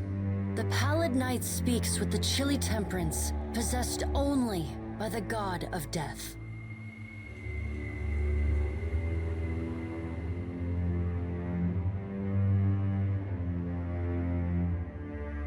This question here, who's good? Yours? I don't understand what that question is. Like, for the good of the gods? I'm just gonna say, that's horrible. They are our children. They belong to us. It is their birthright and their destiny. Yep, they didn't ask for that. It's forced on them. But the time for that plan has long passed us by. Are we to keep nothing for ourselves? Not a single secret retained? Not a solitary mystery? Magrin elbows one of Wal's floating eyes away. Aethys will lay bare our every secret soon enough. What is one or two revealed now? But we get ahead of ourselves. First, the Watcher must get to Ukaizo, and that will be a trial all its own. So the secret here is that this is what the godlike are. They are there basically to perform, to be kind of like an avatar for their god. And if needed, their god can absorb their soul to gain more power. But I think that also suggests that part of these god souls is actually in all the godlike here. That's one, interesting, but two, definitely carries weight for what will, I assume, be somehow in Avowed. We have to play as a godlike character. We don't know what god we actually belong to in Avowed at this point, but it's like a fungal mushroom type god, which makes me think it could be a new god that we don't really know anything about. And judging from what we heard earlier, I'm kind of wondering, we heard earlier that the gods that exist now were kind of based on tales of gods that existed before them. And I also want to say, and this is related here, we know that these gods were created by the Engwithans because when the Engwithans searched for gods, they didn't find anything. So they made their own, basically. I was listening to one of Gingerino's episodes recently. I think it was episode 116. Can't remember. I think it was just like the history of Engwith, one of the history of Engwith episodes. And he talked about how he didn't necessarily believe the Engwithans that they didn't find anything when they looked for gods. He thinks that is the history that has been passed down, but possibly they might be hiding something. And because of these tales that these gods were based on, I wonder if he's right, and there were gods that existed before that have been kind of shoved to the side by these new gods. But after all this is happening here, I wonder if these old gods will somehow gain power and they'll be creating godlike of their own. So I think maybe it's a new god that we will be the son or daughter of in Avowed. But that's just a little conjecture. Here, we're just learning about this now, and Bareth somehow says that it's too late. We can't take the power now. It's like Aethys is we're basically doomed, almost, is what Bareth is saying. Aethys is going to succeed no matter what action we take now. I'm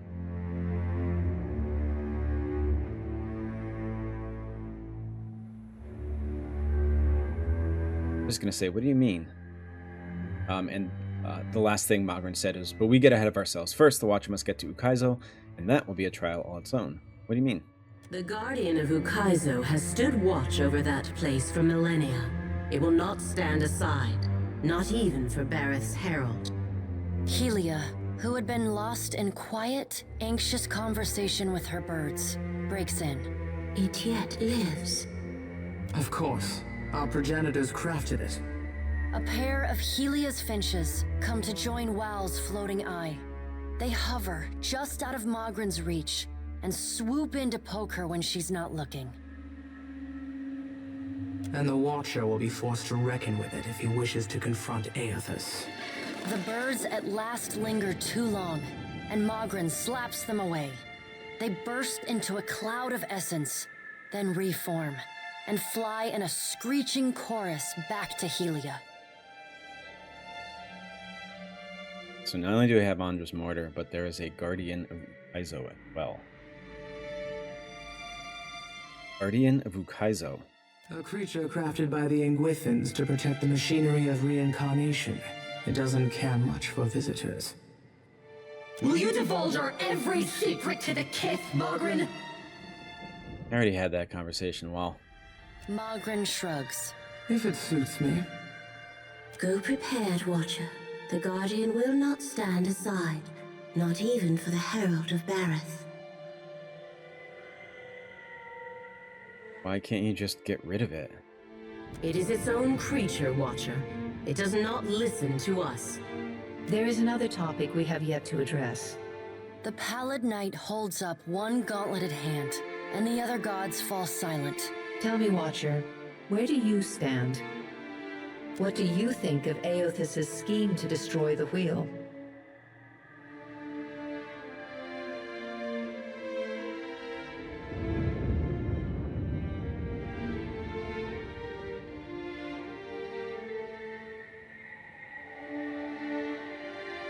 Going back and forth between two here. One, we can no longer count to the gods for guidance. Kith will have to figure this out on our own. Or, I still don't understand what all this means. What will happen when Aethys destroys the wheel?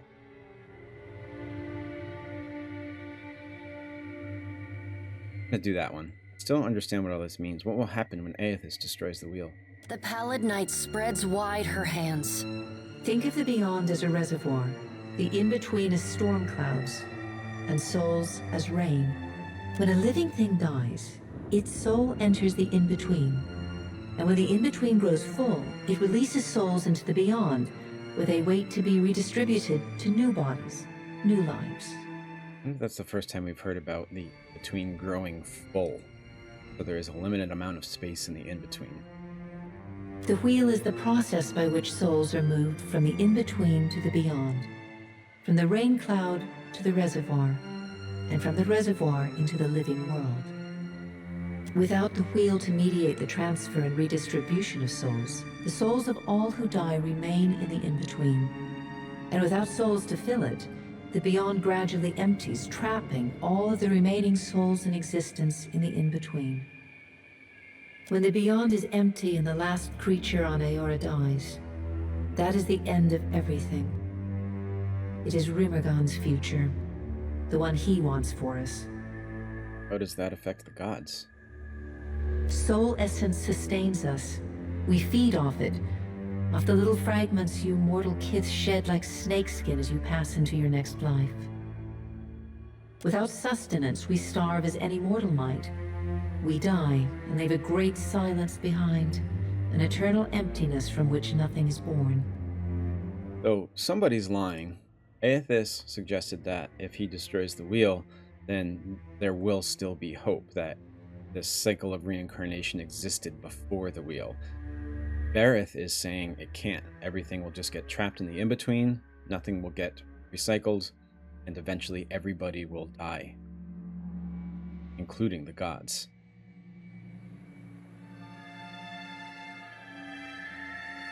Why do you waste your time arguing then?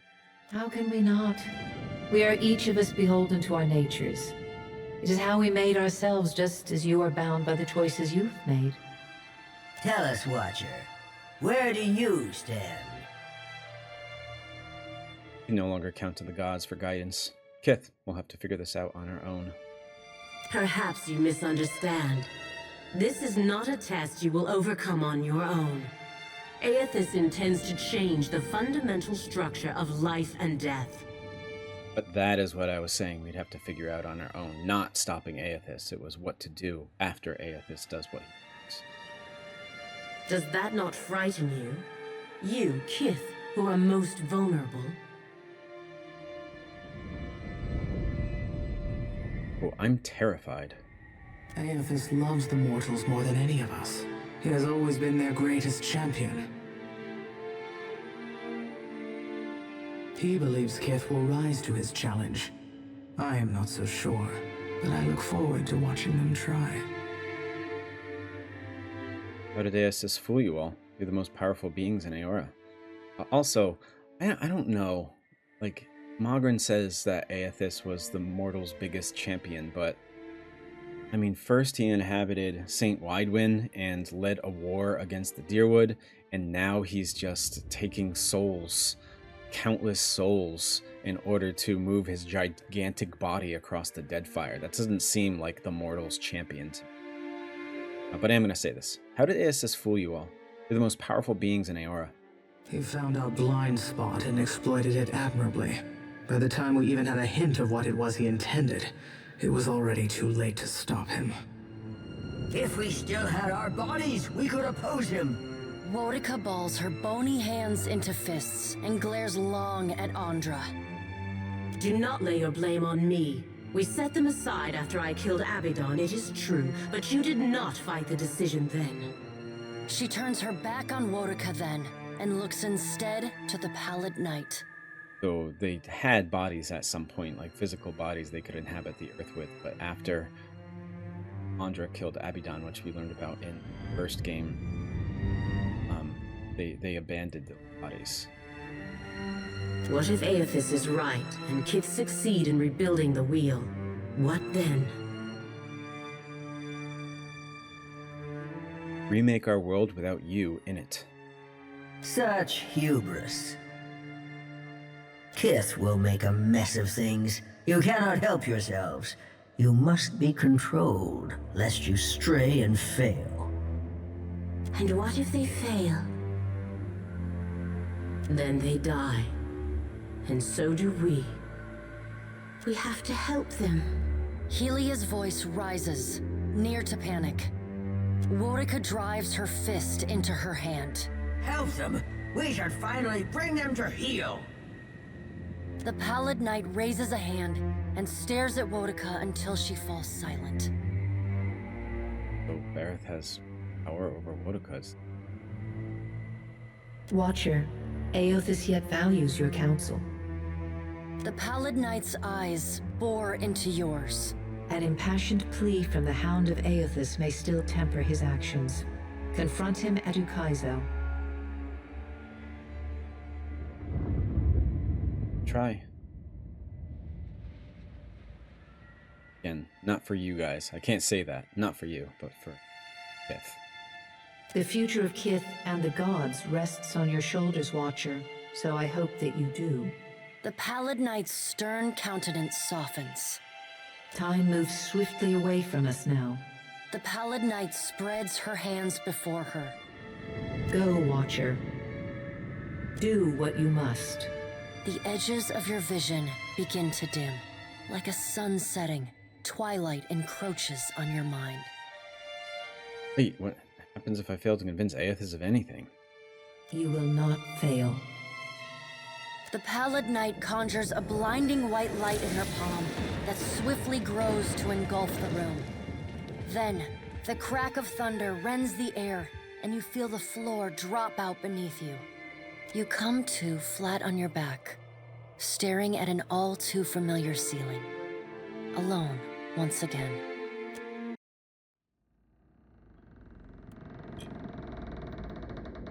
Okay, that's it.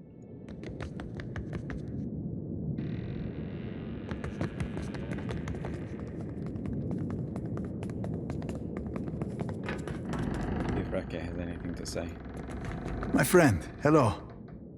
He gives you an excited little wave and flushes, embarrassed. Ask, please. Oh, nothing new. What? No more? He pokes you playfully in the arm. I didn't realize I could just come down here and talk to everybody. I put all them in my party sessions ago. Talk to them then.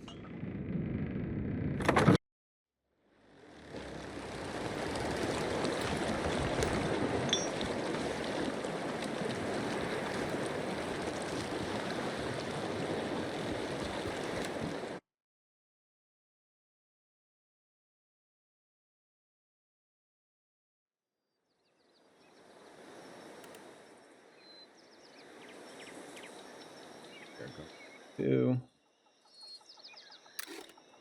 Port Deadlight.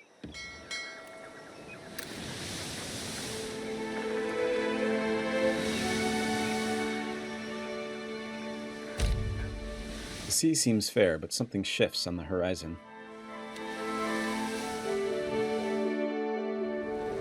Deadfire sea is calm, and Aston Mean cuts smoothly across its surface, gulls trailing in the craft's wake. At the wheel, Beadle whistles quietly to himself. Nia and Oswald stand near the starboard rail, quietly discussing the safest course to your destination. Near the bow, Handsome Alam scowls at the horizon. Aston Mean creaks as it crosses the waves.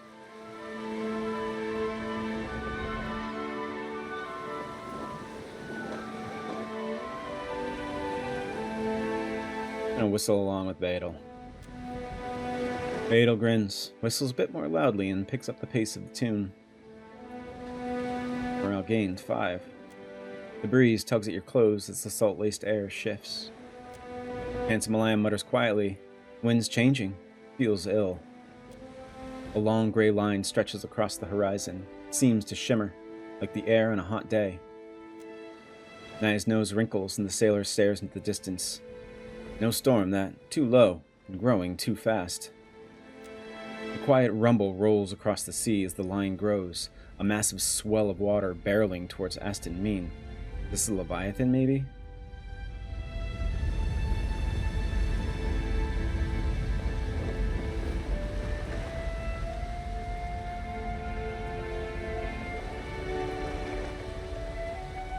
We can lie a hull, the most passive tactic against the storm. The crew strikes the sails and goes below decks before securing all the hatches. Protects the crew and the mast, but leaves the ship drifting at the mercy of the sea. The ship may roll into particularly rough seas. Let's do that one.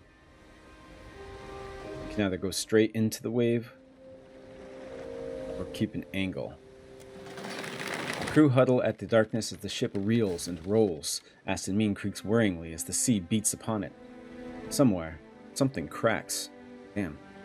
Huge wave. Very reminiscent of that very famous wave painting as well. Japanese wave painting. Sails of Aston Mean take 15 damage. The swell moves past, leaving the sea heaving in its wake. As Aston Mean steadies, you regain your feet and take stock of the damage. Beadle clings to the wheel like it might try to fly away. What in good God's name was that? Oswald frowns out across the calming sea. Came from the southeastern Deadfire, Captain. Around Tikawara, if I had to guess. Or the Black Isles. Maybe there was an eruption? Or quake or something? Oswald gains sailor experience. Aston Mean sails on. Is that like leading us somewhere then?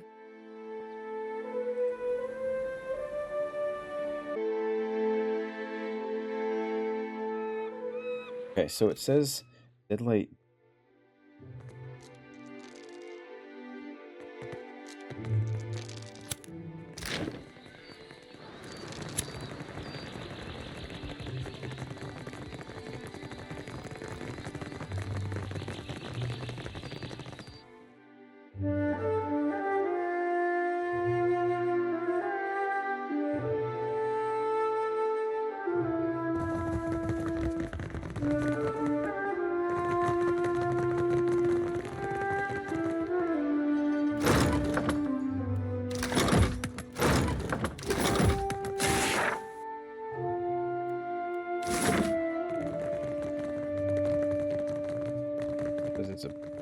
In a bedroom.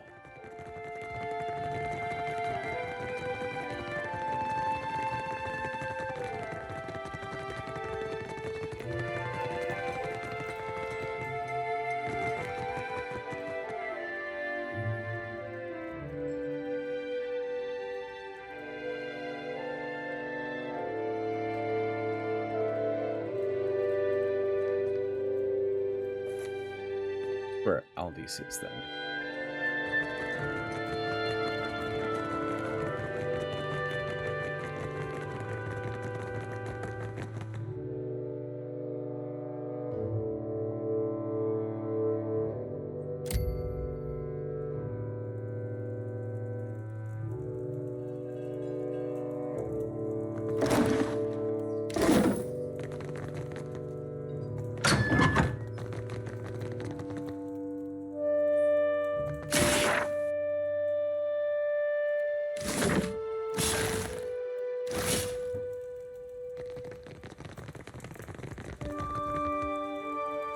This is it.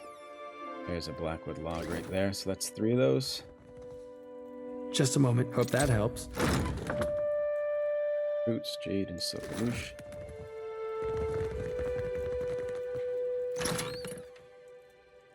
What is that? Okay, so got one of them.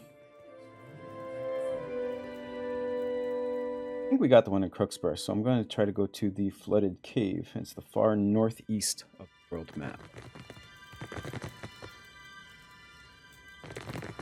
Talk to all these things.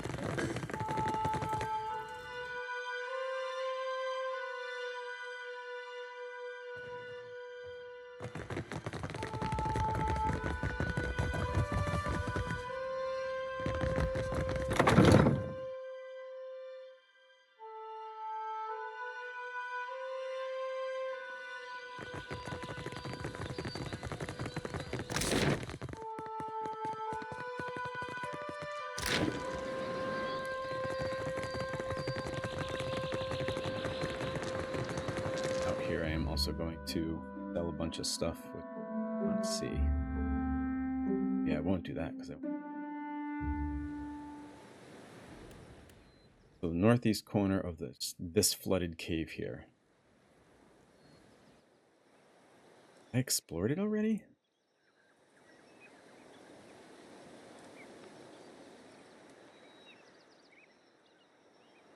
Okay, so I think I got that one. I need to go to the Splintered Reef in the crypt interior in the Drowned Barrows. The hidden study area of the crown, accessed via the hidden stair. Where's the Drowned Barrows? Well, first let's head to the Splintered Reef, because I know I definitely need.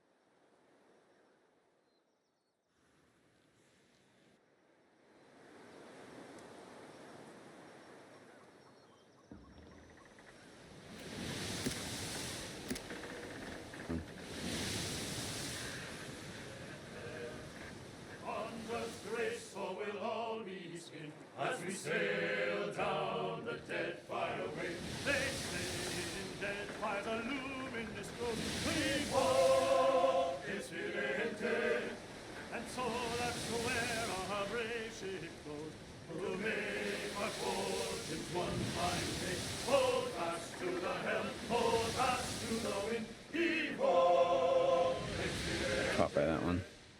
Ondra's grace, so will all be as we sail down the Deadfire way. Hold fast to the course, hold fast to the waves. Heave-ho, Incidente.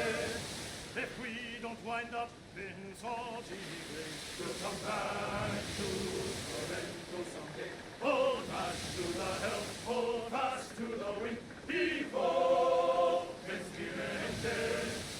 Ondra's grace, so will all be as we sail down the Deadfire way. Let's see.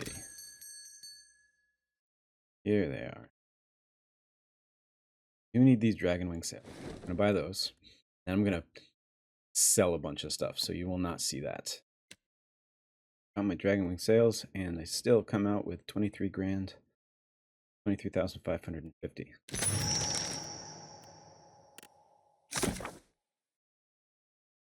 Acquired the dragon wing sails. Toughness will withstand the fierce winds of Ondra's mortar, but better than any Deadfire. Okay, so I got those. I need to get to the crypt interior, so maybe I need to go to the sea-lashed crypt here.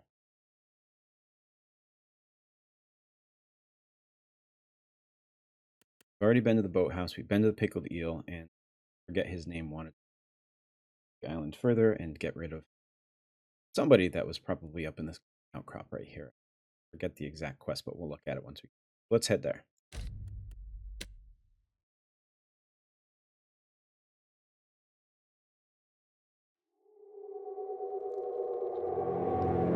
Hey, down there. I think I got turned around. It's the weirdest thing. You all look like corpses.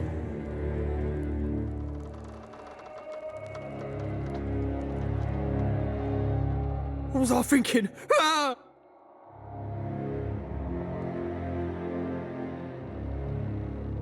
The guy who... This quest here.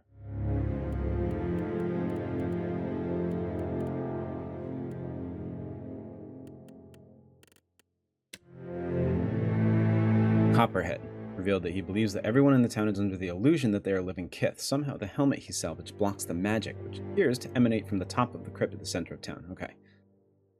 So that's what's going on here. Of course. Could be. Yeah! Damn the lad's aim! These vampires can be tough. I'm stuck. Okay. The archer is in the front. It's not good.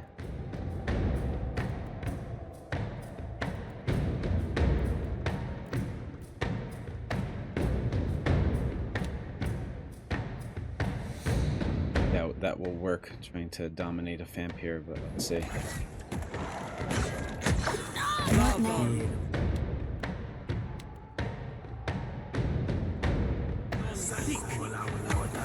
can't do it. Let's put somebody in stasis. This vampire.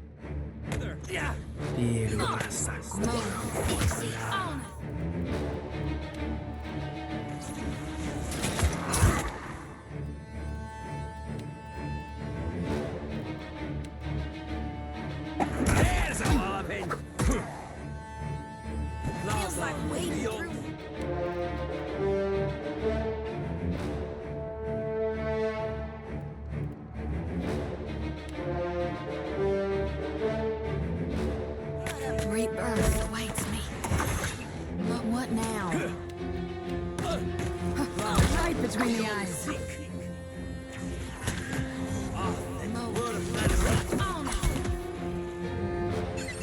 I'm sorry, I can't. I'm alright. Just the vampire that's left? I can hold out.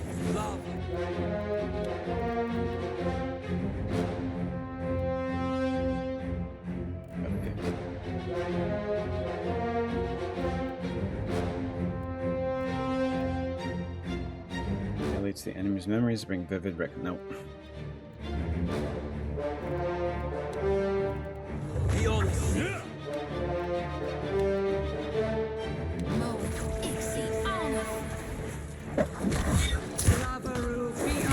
Are there two vampires? Yes, there are. Damn it. There's only one left.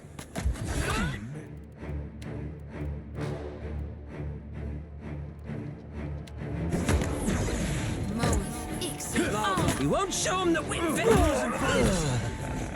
Oh, died. Stand together! Rebirth awaits me.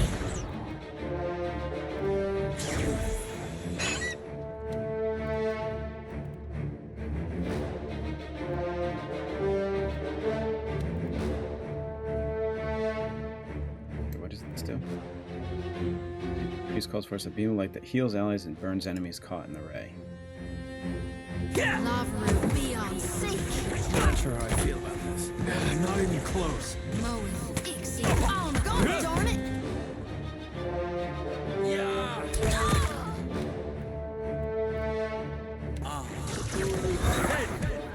I suppose it can't be helped. Got to keep. I think these tentacles are from the vampires. Why I want them all gone.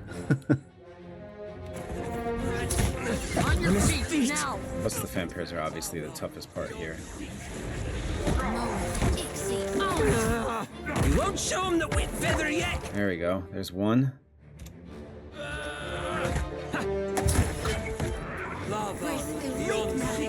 Hey, weird.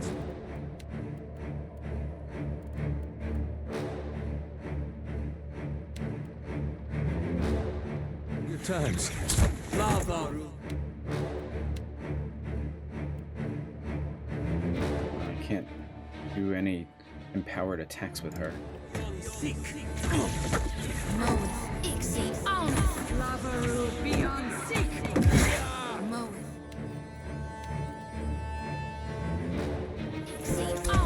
That dog won't hunt. Whew! Man, that was with Copperhead's distraction, too.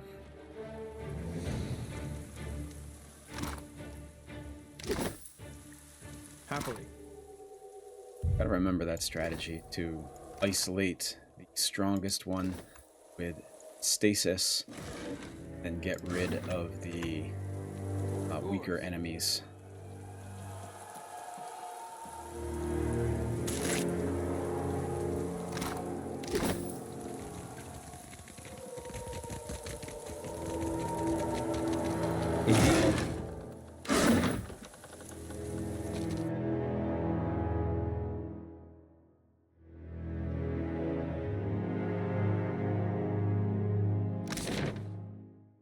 Interior.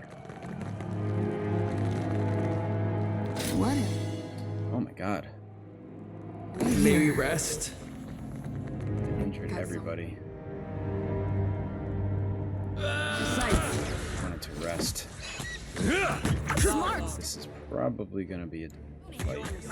That was about as useful Yep. as a bump on a pickle. Beyond sick. I thought we were friends. Stand together.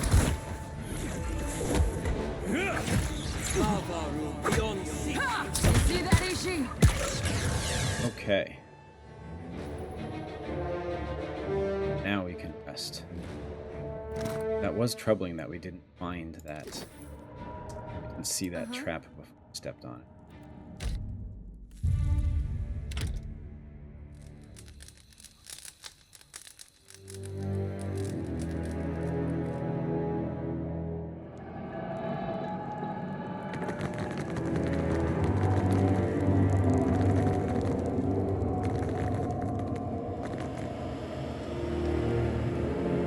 Of course.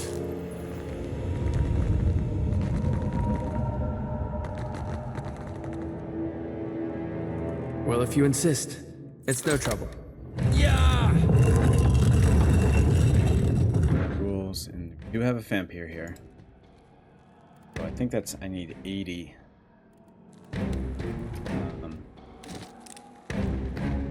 Need 80 focus with the Archer in order to cast 3 vampires. Oh my god. Stand together!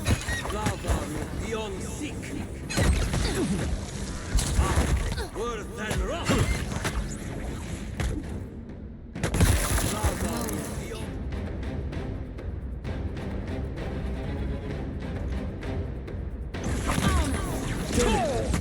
Wow. Give me a hand here.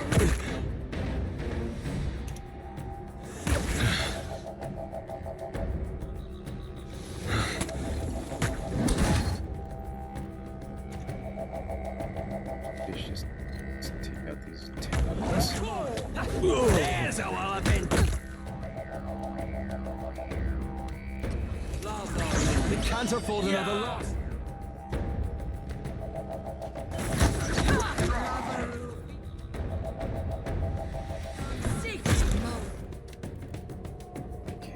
Oh, I only need 70 for it, darn. At least be able to isolate one of them.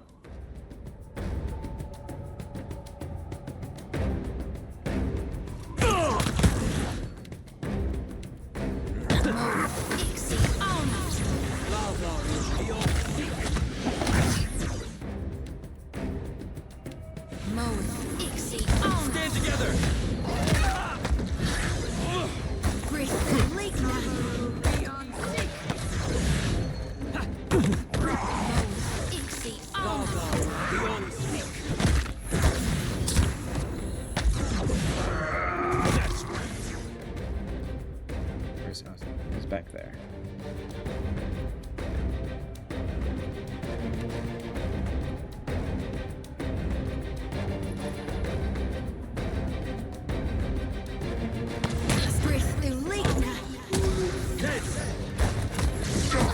Rebirth awaits me.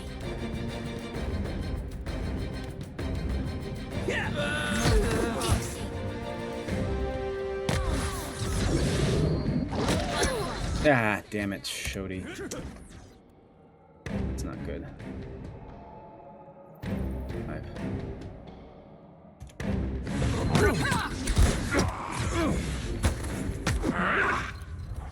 Yes. Most inconvenient. I need some help here.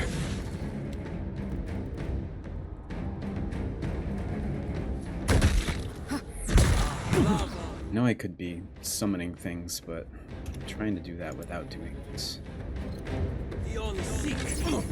Yeah, we're losing from.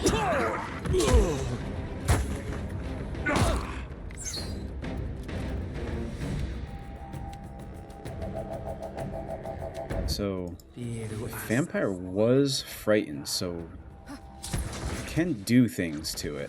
Okay, nice. Dazed and terrified. Very well. Hi. I'm here.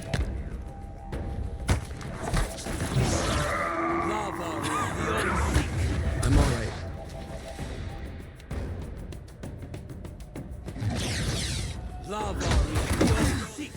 Looks like I'm here to stay. Stand together! On your feet, now! Lava beyond seek. Too slow. For the wrong Anui.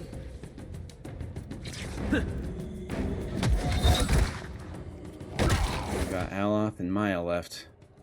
Vampires down below. Ugh. My god, this is a difficult area. We had 3 vampires there.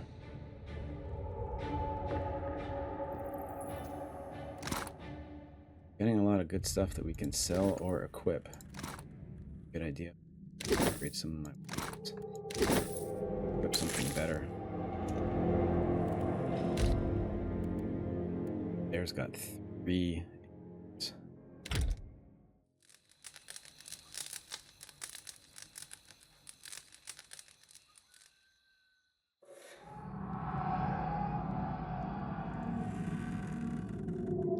Not a problem, Captain.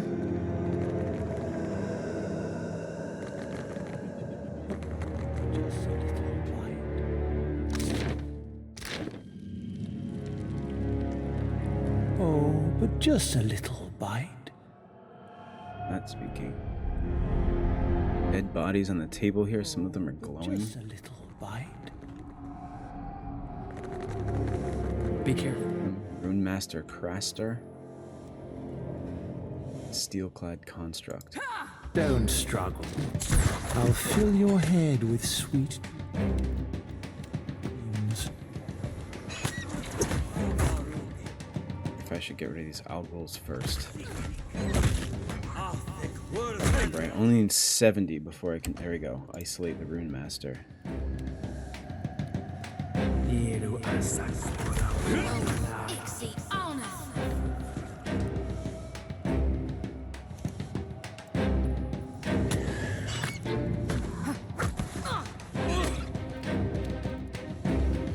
Doing that. That was about as useful as a bump on a pickle.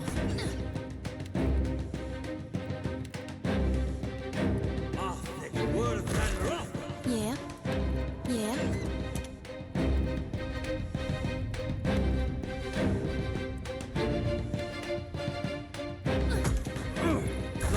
Cannot whack him any harder. Happy to oblige. Lava beyond seek. Moe, Ixie, honor. Lava beyond seek. Moe, Ixie, honor. Stand. Right.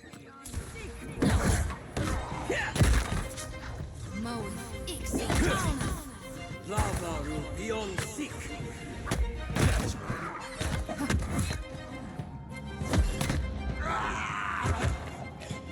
And that was a named boss fight that was much easier than that one that we had previously with the Reef vampires.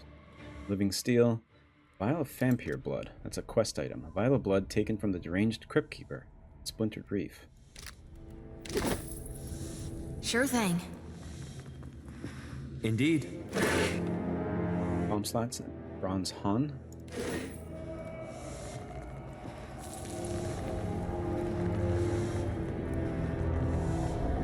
Okay. Someone's. Yeah, I was wondering if they would come alive. That shouldn't be too bad, though.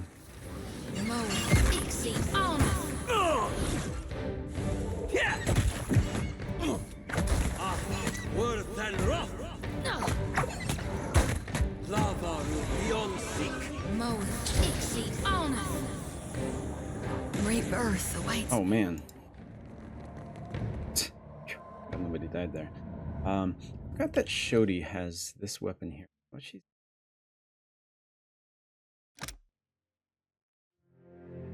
Okay, I'm close. I just need to deal 7 more damage to spirits.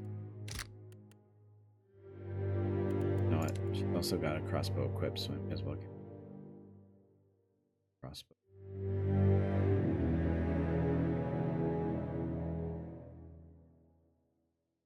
Had one.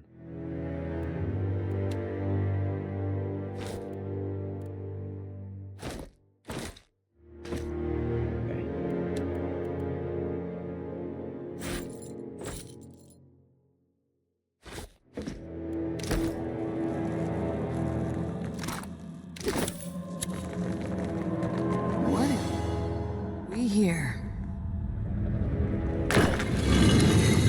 Ooh, okay.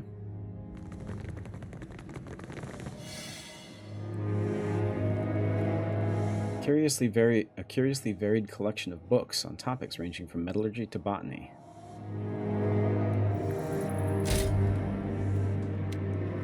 Nah. Why was Shodi trying to do that? I'm here. Happily. That was weird. Void Wheel. Superb greatsword. Grants you Necrotic Blade, so it's a 15% chance to cast Necrotic Lance when scoring a crit. This fearsome blade was forged by an animancer whose name has been lost to time. The writings she left, however, give her contemporaries a glimpse into her motivations. The animancer, by her own words, was terrified for the fate of her soul and dreaded the idea of her essence being ground into the wheel and returned to the world. To forestall what she saw as her ultimate demise, she created a black Skine steel greatsword with which to harvest the soul energies of others, invigorating her life essence. The blade, however, exacted a toll on its creator, leading to her inevitable death. While powerful, it demands the life force of those who wield it. Oh, the wielder takes 10% damage dealt as raw damage to self, plus 10% damage as raw. So, okay, so it hurts you as you use it. Definitely won't be equipping that. Absolutely.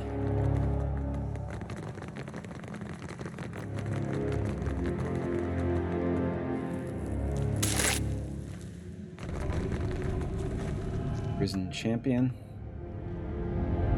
I'm sure that he's all alone and that nobody else is gonna come get me when I start attacking him. As you wish. Could be true. Hey, watch it. Man. Priest, mage. Go get this mage.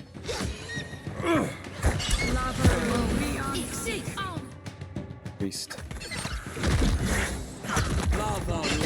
They're the ones that can do the most damage first. Uh-oh. It's going down.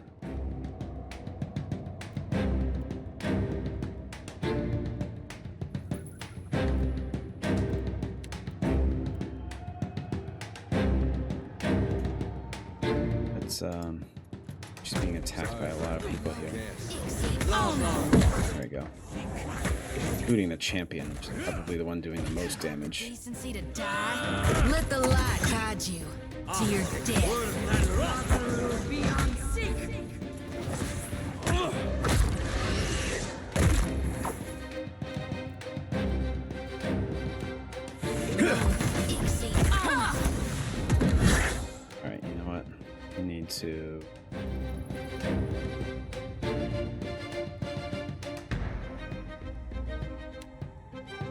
Sorry, friend. I can't. Why can't he do that? Because these boxes are in the way?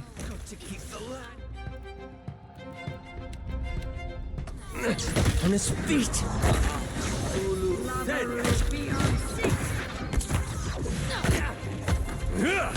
This champion is hardy. I wonder if maybe nobody was actually attacking him because he can't get there.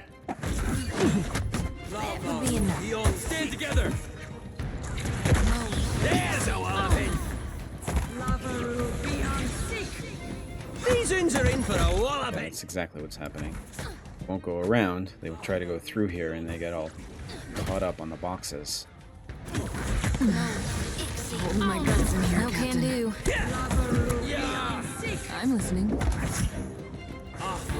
Your orders? For the homeland! Look out, Maia!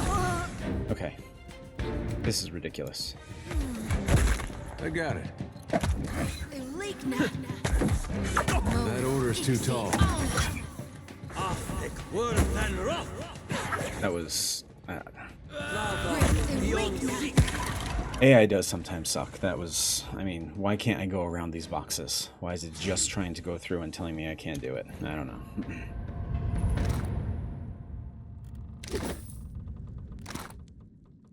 I have been... The weirdness of AI it was. Indeed. Here's the Blackwood log I've been looking for.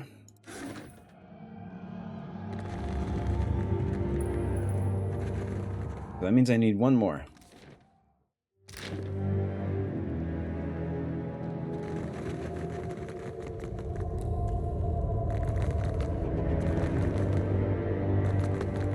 Someone's...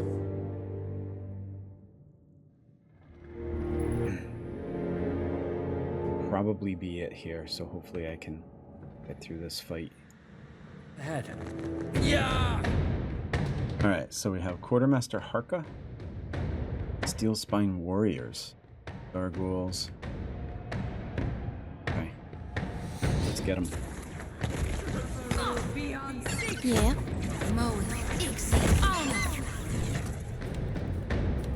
Alright, let's isolate.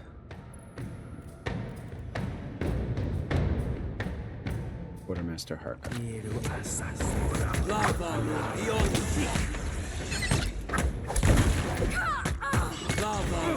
Stand together! Yes. I reap what I sow. Hogwash!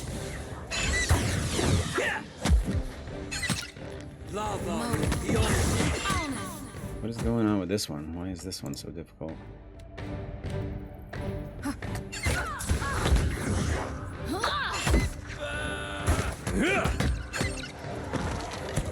Might as well be hitting the water.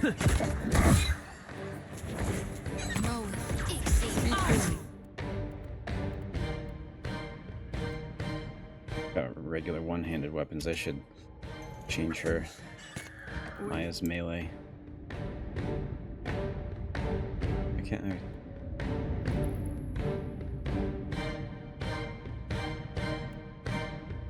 Why can't Maia move? That's weird. This is futile!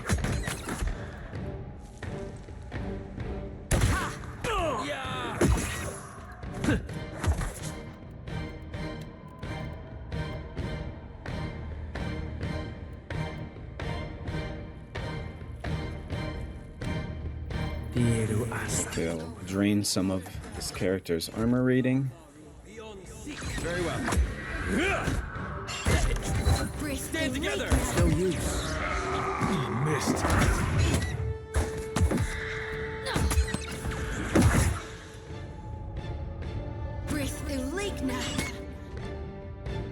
Dominated Ishii.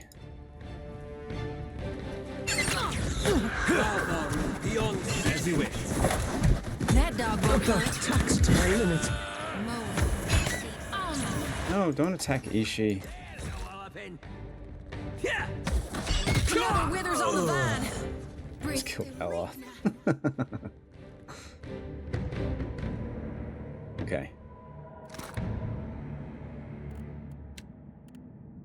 So we got blackened plate helm. +1 enemies engaged, +1 intellect, +1 perception. Lowering the visor of this black helmet is akin to closing one's own tomb. It darkens sight and deafens the wearer.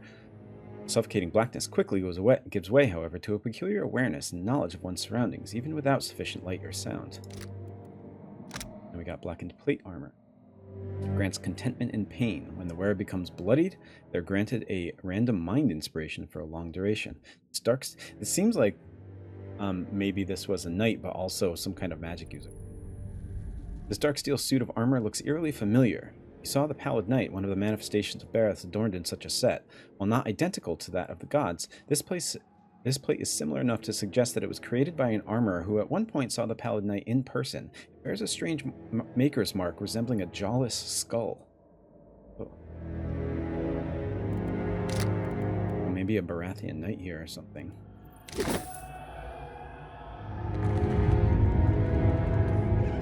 What did you... Ay, ay, ay. Broken something. Happily. Nothing even worthwhile in there either.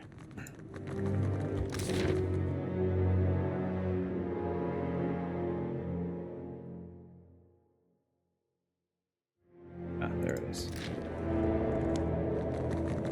So if we can make it out without getting into another fight, then that's where we'll end it. But if there's going to be another fight up here, then that's how we'll start the next one, the next session. What if we here? Of course.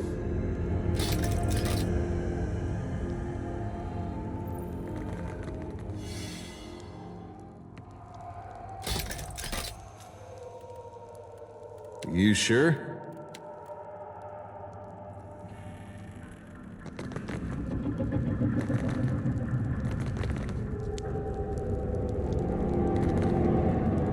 Indeed.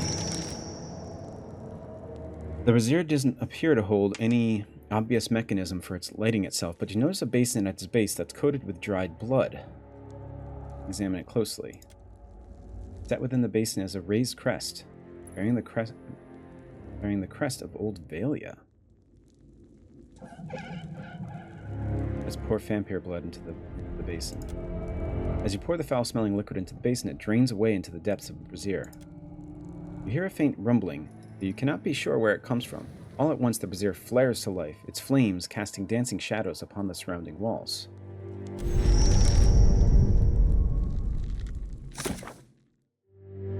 I discovered a door with no apparent lock or handle on it, but rather two reservoirs, either side with dried blood inside them. The brazier doesn't appear to hold any... Okay, same thing. Pour vampire blood into the basin. Okay, so it said I lost it, but I must have had two. Ascend the stairs within the crypt.